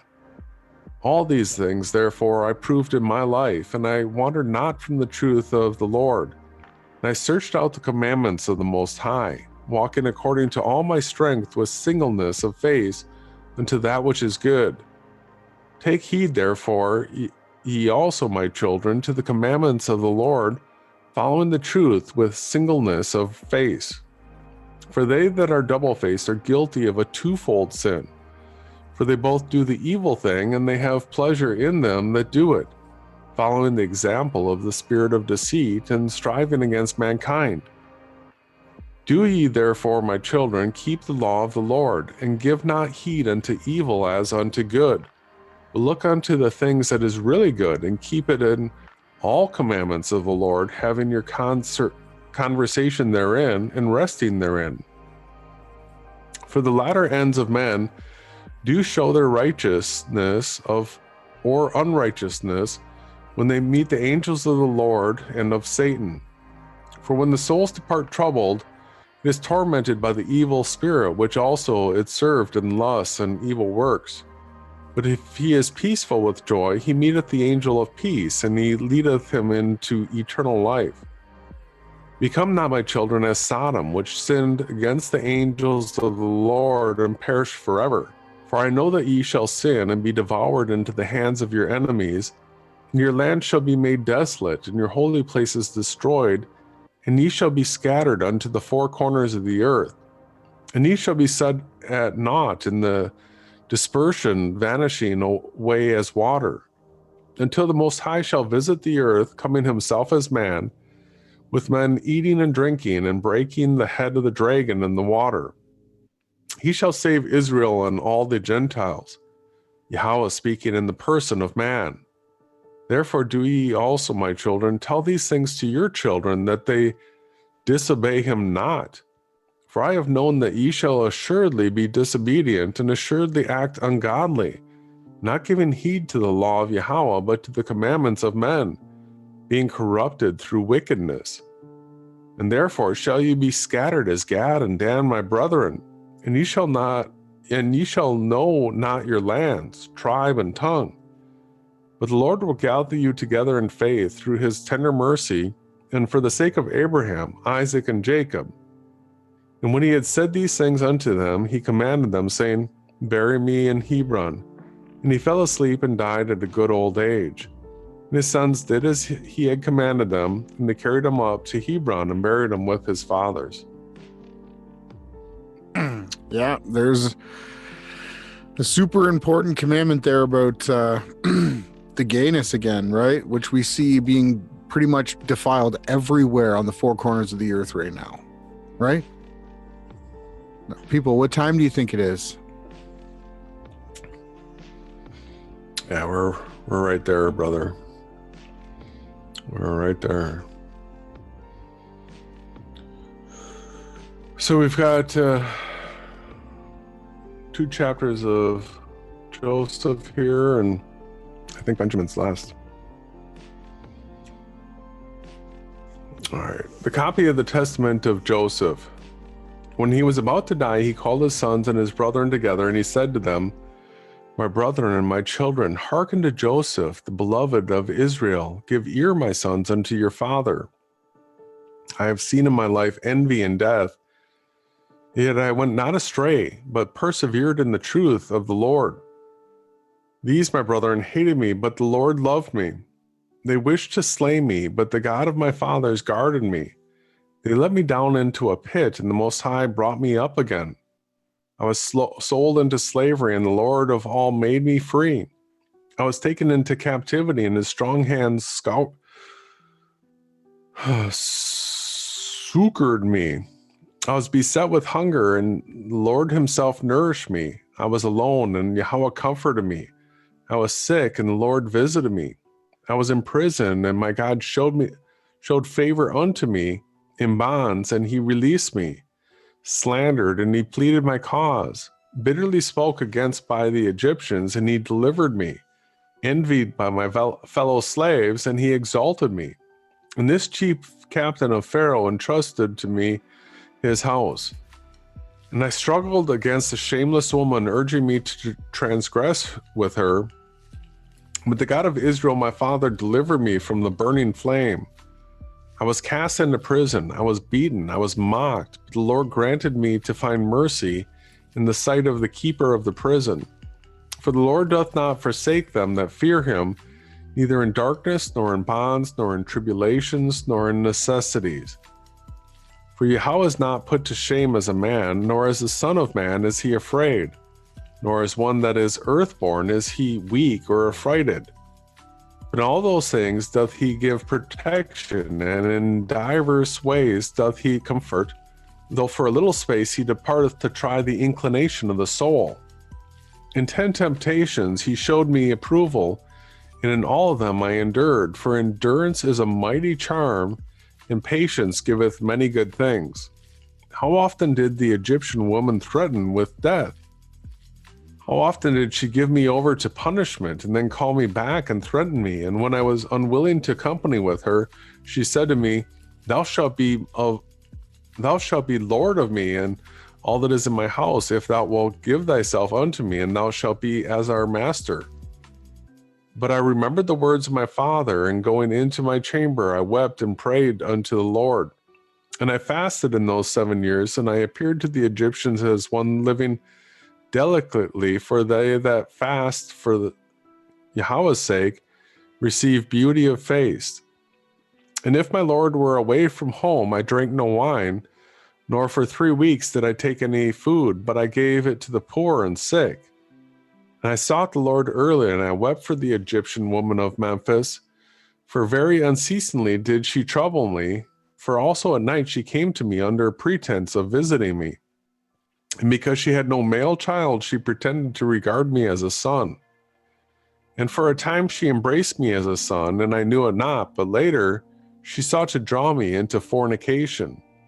And when I perceived it, I sorrowed unto death, and when she had gone out, I came to myself and lamented for her many days, because I recognized her guile and her deceit. And I declared unto her the words of the Most High, if haply she would turn from her evil lust.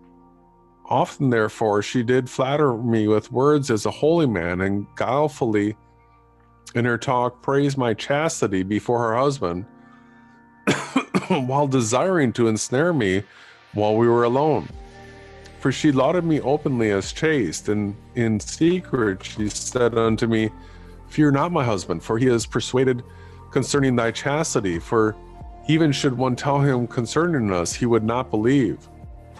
Owing to all these things, I lay upon the ground and besought Yahweh that the Lord would deliver me from her deceit.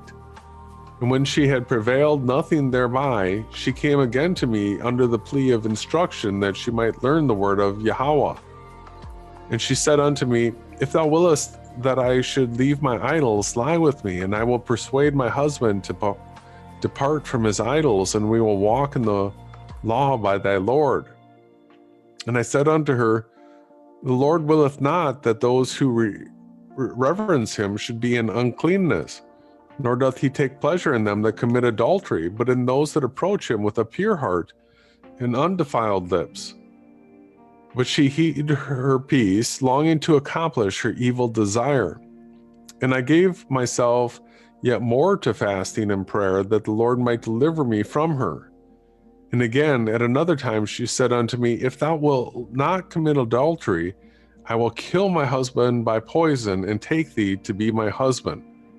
I therefore, when I heard this, rent my garments, and said unto her, Woman, reverence Yahweh, and do not this evil deed. Come on. Poor Joseph, man. Lest thou be destroyed, for know indeed that I will declare this thy device unto all men. He wasn't going for that one. She therefore, being afraid, besought that I would not declare this device. And she departed, soothing me with gifts and sending to me every delight of the sons of men. And afterwards she sent me food mingled with enchantments. And when the eunuch who brought it came, I looked up and beheld a terrible man giving me with the dish a sword, and perceived that her scheme was to beguile me. And when he had gone out, I wept, nor did I taste that or any other of her food. So then after one day she came to me and observed the food and said unto me, Why is it that thou hast not eaten of the food? And I said unto her, It is because thou hast filled it with deadly enchantments. And how saidest thou, I come not near to idols, but to the Lord alone? Now therefore know that the God of my fathers hath revealed unto me by his angel thy wickedness, and I have kept it to convict thee. And haply thou mayest see and repent. But that thou mayest learn that the wickedness of the ungodly hath no power over them that worship Jehovah with chastity, because I will take of it and eat before thee. And having so said, I prayed thus, The God of my fathers and the angel of Abraham be with me, and ate. And when she saw this, she fell upon her face at my feet, weeping, and I raised her up and admonished her. And she promised to do this iniquity no more. But her heart was still set upon evil, and she looked around how to ensnare me. And sighing deeply, she became downcast, though she was not sick. And when her husband saw her, he said to her, Why is thy countenance fallen? And she said unto him, I have a pain at my heart, and the groanings of my spirit oppress me. And so he comforted her who was not sick. And then accordingly seized an opportunity, she rushed unto me while her husband was yet without, and said unto me, I will hang myself, or cast myself over a cliff, if thou wilt not lie with me. And when I saw the spirit of Beliar was troubling her, I prayed unto the Lord, and said unto her, Why, wretched woman, art thou troubled and disturbed, blinded through sins? Remember that if thou kill thyself, Ashtio, the concubine of thy husband, thy rival, will beat thy children, and thou wilt destroy thy memorial from off the earth. And she said unto me, Lo, then thou lovest me, let this suffice me. Only strive for my life and my children, and I expect that I shall enjoy my desire also. But she knew not that because of my Lord I spake thus, and not because of her. And for if a man hath fallen before the passion of a wicked desire, and become enslaved by it, even as she, whatever good thing he may hear or with regard to that passion, he receiveth it with a view to his wicked desire. I declare therefore unto you, my children, that it was about the 6th hour when she departed from me, and I knelt before the Lord all day, and all that night, and about dawn I rose up, weeping a while, and praying for a release from her. At last then, she laid hold of my garments, forcibly dragging me to have connection with her. When therefore I saw that in her madness she was holding fast to my garment, I left it behind, and fled away naked. And holding fast to the garment, she falsely accused me, and when her husband came, he cast me into prison in his house. And on the morrow she scourged me, and sent me into Pharaoh's prison. And when I was in bonds, the Egyptian woman was oppressed with grief, and she came and heard how I gave thanks unto the Lord, and sang praises in the abode of darkness, and with glad voice rejoiced, glorifying my God that I was delivered from the lustful desire of the Egyptian woman. Wow, what a guy. Singing in prison. He was free of her. He was the walls were protecting him now.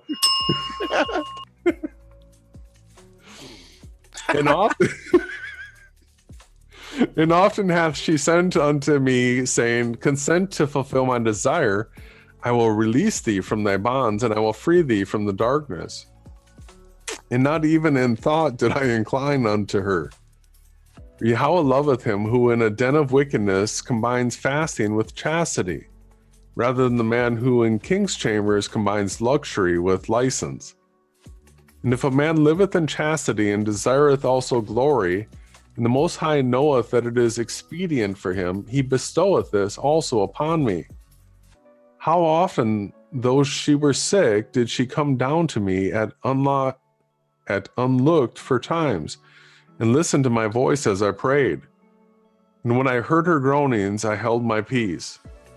And when I was in her house, she was wont to bare her arms and breasts and legs, that I might lie with her, for she was very beautiful, splendidly adorned, in order to beguile me. And the Lord guarded me from her devices. Wow. Joseph, eh? So this is what he was going through. This is what he was going through. When he was rising up after he was sold by slavery by his brothers, right? Just to catch everyone up in case they didn't. Wow. Nope. Ye see, therefore, my children, how great things patience worketh, and prayer with fasting.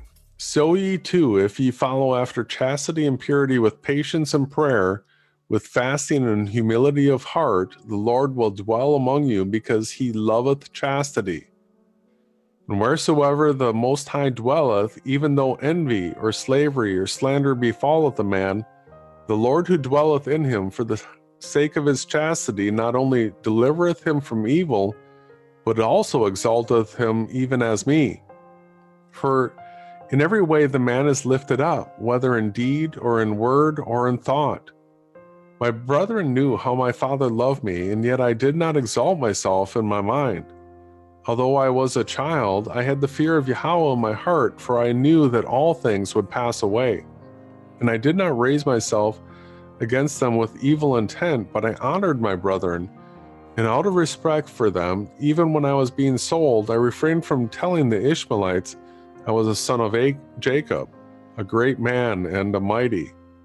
Do ye also, my children, have the fear of Yahweh in all your works before your eyes, and honor your brethren.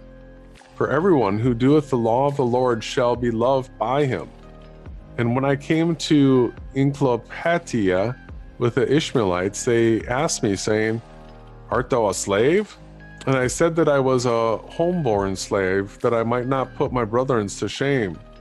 And the eldest of them said unto me, Thou art not a slave, for even thy appearance doth make it manifest. But I said I was their slave.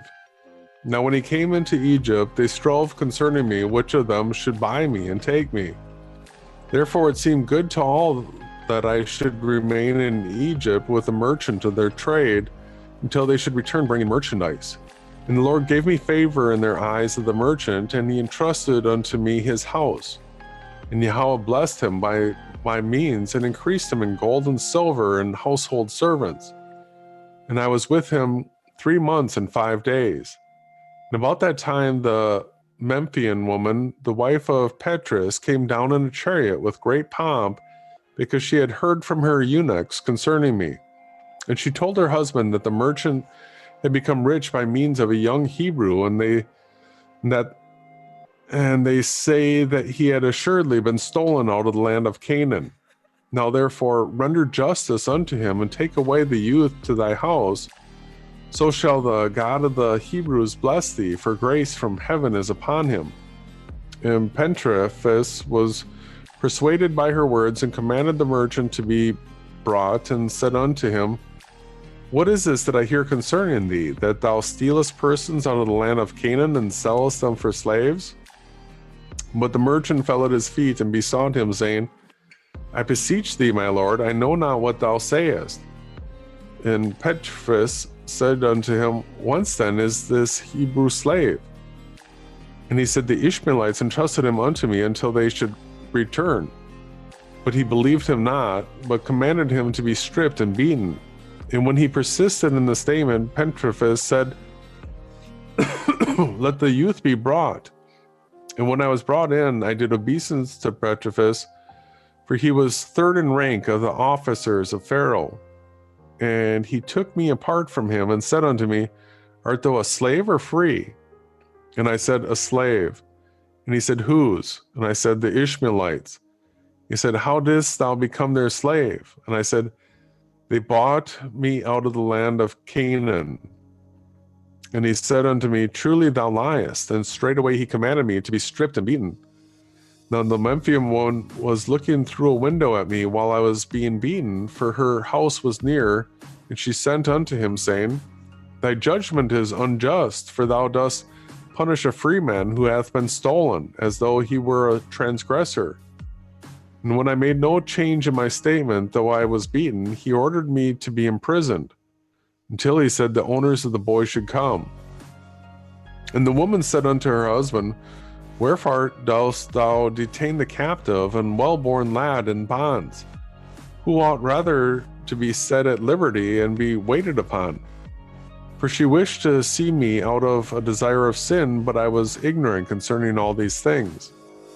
And he said to her, It is not the custom of the Egyptians to take that which belongeth to others before proof is given.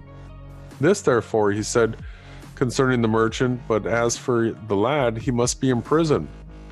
Now after 24 days came the Ishmaelites, for they had heard that Jacob my father was mourning much concerning me. And they came and said unto me, How is it that thou saidst that thou wast a slave? And lo, we have learned that thou art the son of a mighty man in the land of Canaan, and thy father still mourneth for thee in sackcloth and ashes. When I heard this, my bowels were dissolved, my heart melted, and I desired greatly to weep, but I restrained myself, that I should not put my brethren to shame. And I said unto them, I know not, I am a slave. Then therefore they took counsel to sell me, that I should not be found in their hands. For they feared my father, lest he should come and execute upon them a grievous vengeance. For they had heard that he was mighty with Jehovah and with men. Then said the merchant unto them, Release me from the judgment of Pentrophy. And they came and requested me, saying, Say that thou wast bought by us with money, and he will set us free. Now the Memphian woman said to her husband, Buy the youth, for I hear, she said, that they are selling him. And straightway she sent a eunuch to the Ishmaelites and asked them to sell me. But since the eunuch would not agree to buy me at the price, he returned, having made trial of them, and he made known to his mistress that they asked a large price for their slave. And she sent another eunuch, saying, Even though they demand 2 minas, give them, do not spare the gold, only buy the boy and bring him to me. The eunuch therefore went and gave them 80 pieces of gold, and he received me. But to the Egyptian woman he said, I have given 100. And though I knew this, I held my peace, lest the eunuch should be put to shame. You see, therefore, my children, what great things I endured, that I should not put my brethren to shame. Do ye also therefore love one another, and with long suffering hide ye one another's faults. For Yahweh delighteth in the unity of brethren, and in the purpose of a heart that takes pleasure in love. And when my brethren came into Egypt, they learned that I had returned their money unto them, and upbraided them not, and comforted them. And after the death of Jacob my father, I loved them more abundantly. In all things whatsoever he commanded, I did very abundantly for them. And I suffered them not to be afflicted in the smallest matter, and all that was in my hand I gave unto them. And their children were my children, and my children as their servants. And their life was my life, and all their suffering was my suffering, and all their sickness was my infirmity. My land was their land, and their counsel was my counsel. And I exalted not myself among them in arrogance because of my worldly glory, but I was among them as one of the least. If ye also therefore walk in the commandments of the Lord, my children, he will exalt you there, and will bless you with good things forever and ever. And if anyone seeketh to do evil unto you, do well unto him, and pray for him, and ye shall be redeemed from the Lord from all evil. For behold, ye see that out of my humility and long suffering I took unto wife the daughter of the priest of Heliopolis, and 100 talents of gold were given me with her, and the Lord made them to serve me. And he gave me also beauty as a flower beyond the beautiful ones of Israel, and he preserved me unto the old age in strength and in beauty, because I was like in all things to Jacob. And hear ye, my children, also the vision which I saw. There were 12 harts feeding, and the 9 were first dispersed over all the earth, and likewise also the 3. And I saw that from Judah was born a virgin wearing a linen garment, and from her was born a lamb without spot, and on his left hand there were a lion. And all the beasts rushed against him, and the lamb overcame them and destroyed them and trod them underfoot. And because of him the angels and men rejoiced in all the land. And these things shall come to pass in their season in the last days. Do ye therefore, my children, observe the commandments of the Lord, and honor Levi and Judah, for from them shall arise unto you the Lamb of Yahweh, who taketh away the sin of the world, one who saveth all the Gentiles in Israel. For his kingdom is an everlasting kingdom, which shall not pass away.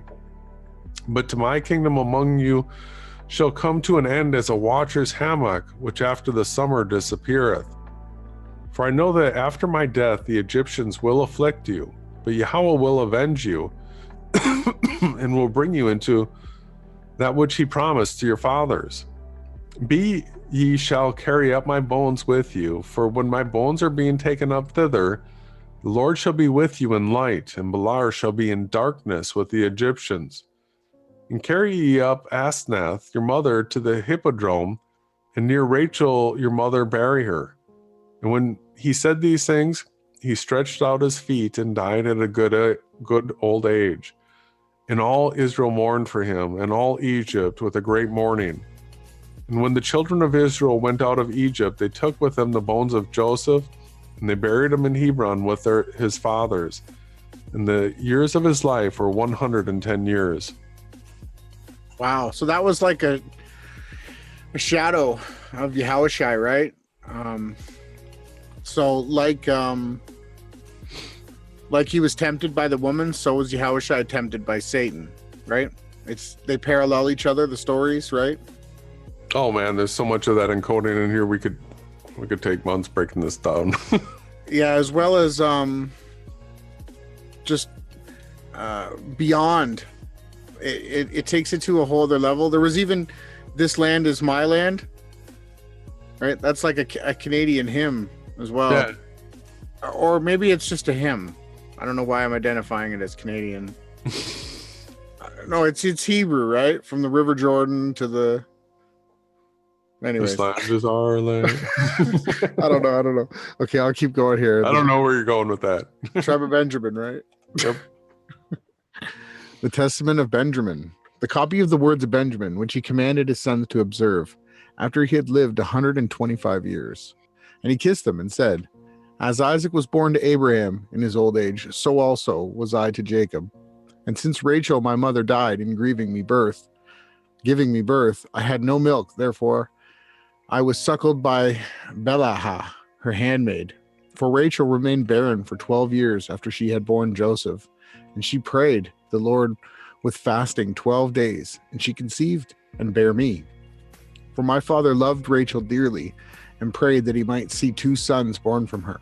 Therefore was I called Benjamin, that is, son of days. And when I went into Egypt to Joseph, and my brother recognized me, he said unto me, What did they tell my father when they sold me? And I said unto him, They dabbled thy coat with blood and sent it, and said, Know whither this be thy son's coat. Where was I? And he said unto me, Even so, brother, when they had stripped me of my coat, they gave me to the Ishmaelites, and they gave me a loincloth, and scourged me, and bade me run. And as for one of them, that he had beaten me with a rod, a lion met him and slew him. And so his associates were affrighted.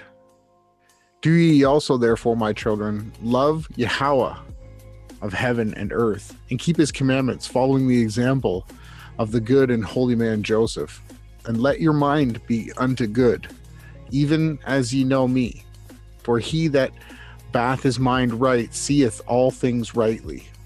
Fear ye the Lord, and love your neighbor. And even though the spirits of Beliar claim to afflict you with every evil, yet shall they not have dominion over you, even as they had not over Joseph my brother. How many men wished to slay him, and Yahweh shielded him? For he that feareth Yahweh and loveth his neighbor cannot be smitten by the spirit of Beliar, being shielded by the fear of Yahweh. Nor can he be ruled over by the device of men or beasts, for he is helped by Yahweh through the love which he hath towards his neighbor.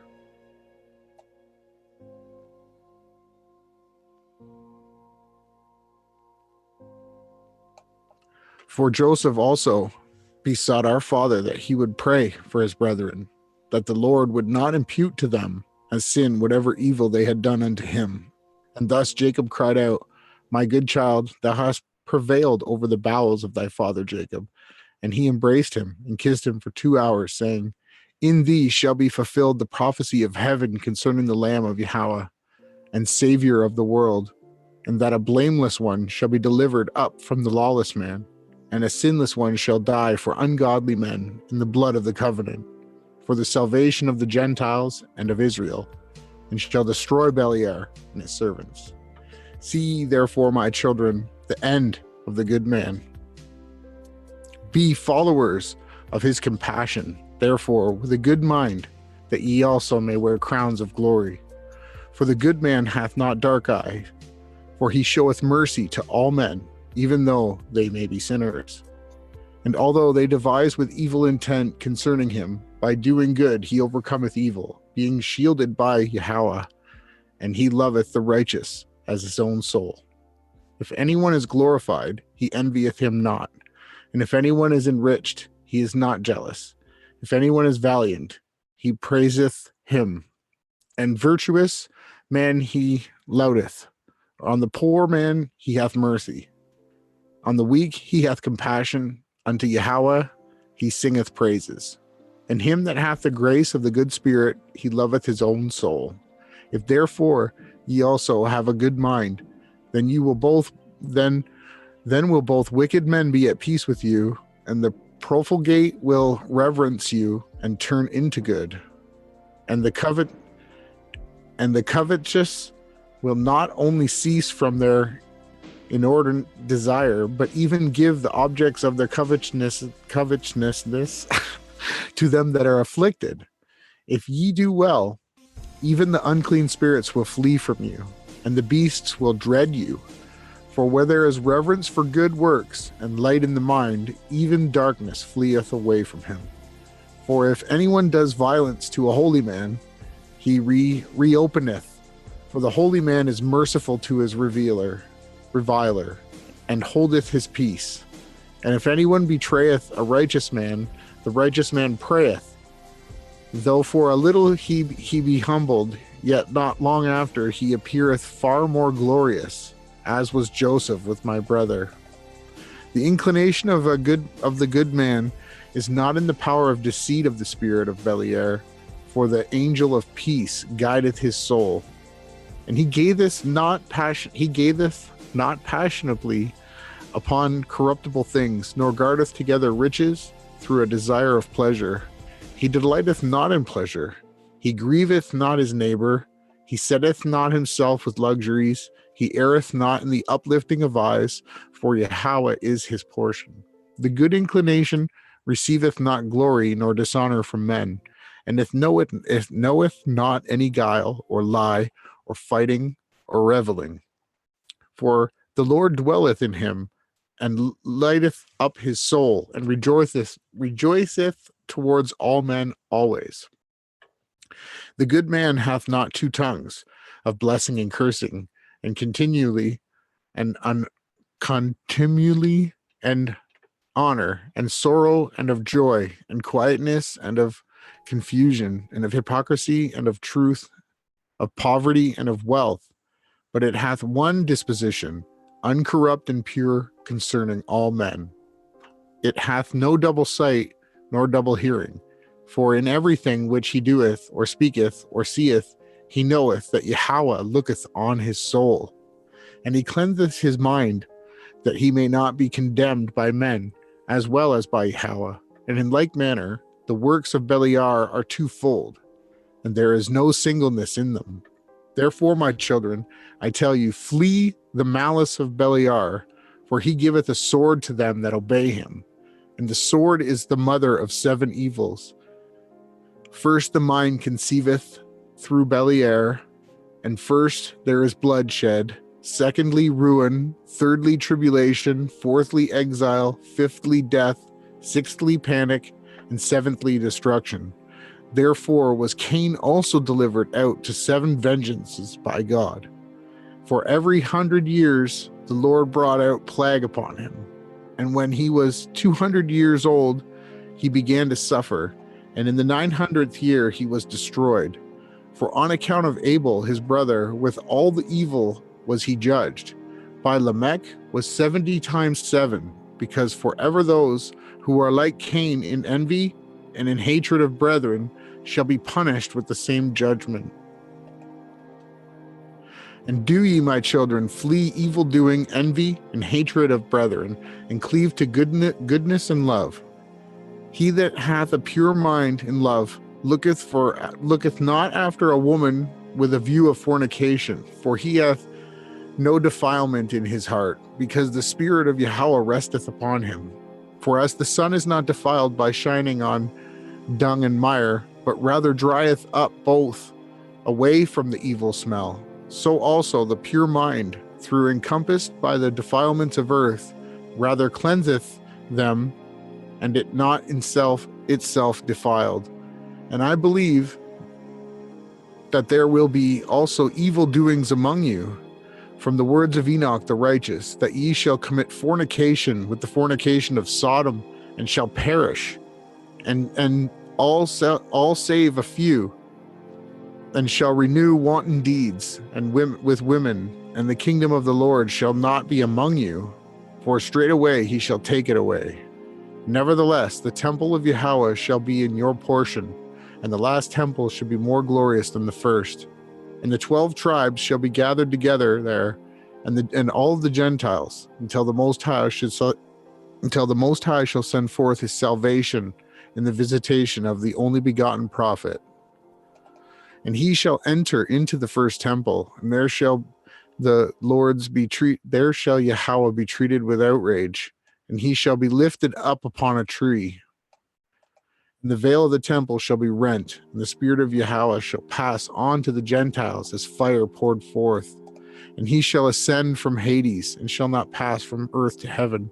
And I know how lowly he shall be upon the earth, and how glorious in heaven.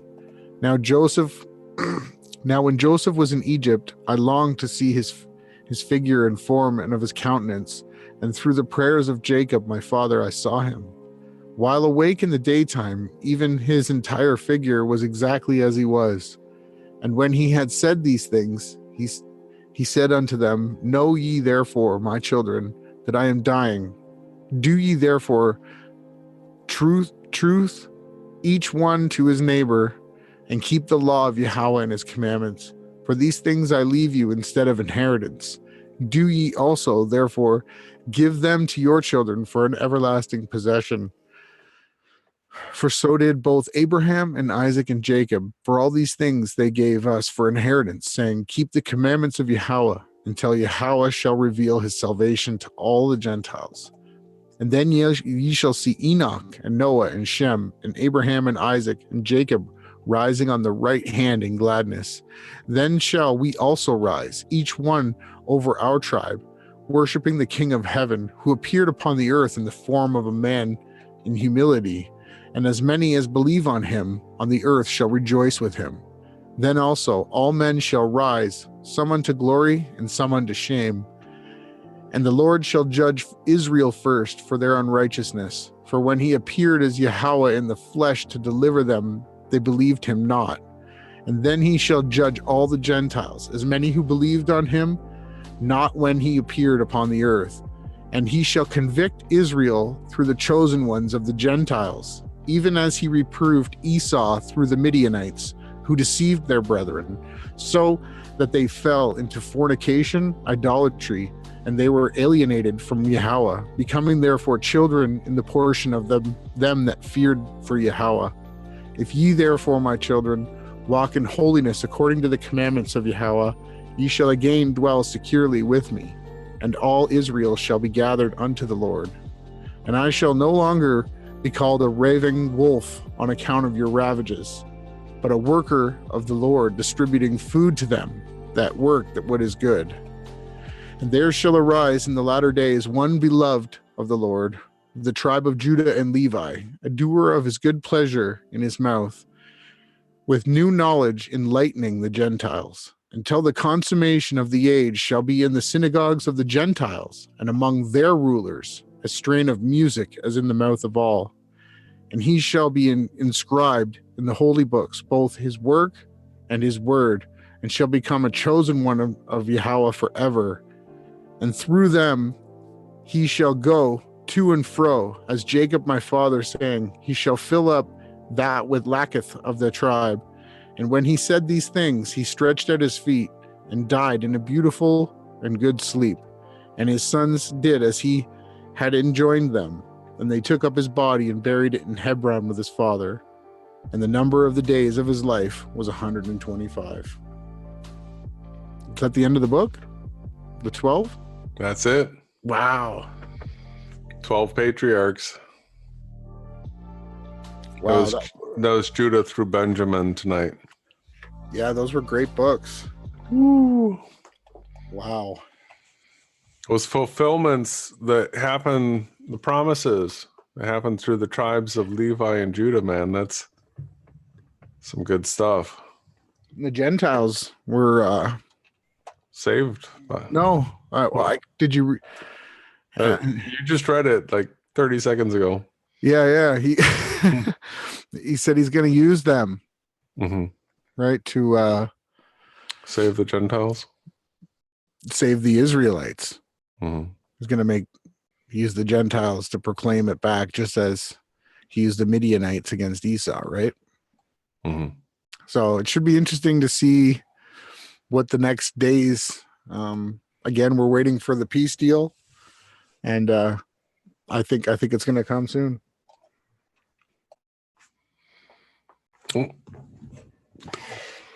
The camera back up. I was reading.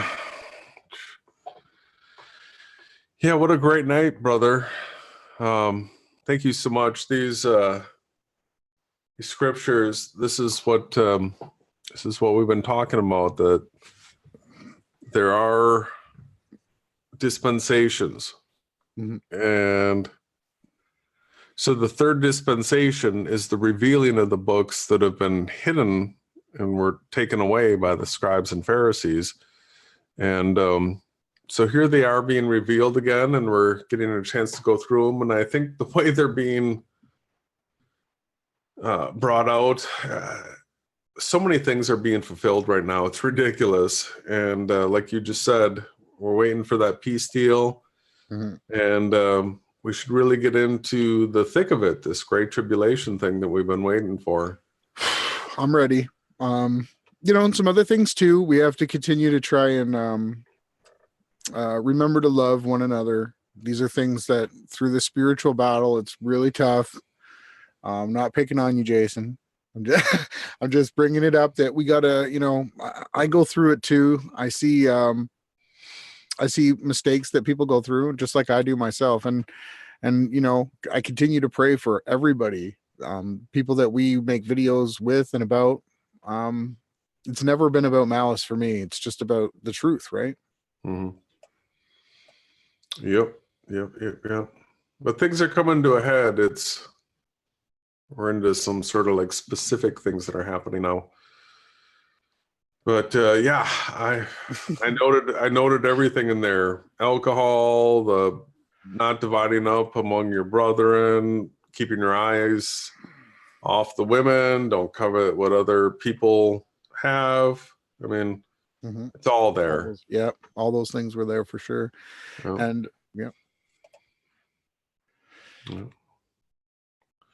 what a great night. Yeah, man, good job. So we thank you all. We'll be live again this coming Wednesday night. And where did you hear this, brother? Only beyond Flat Earth.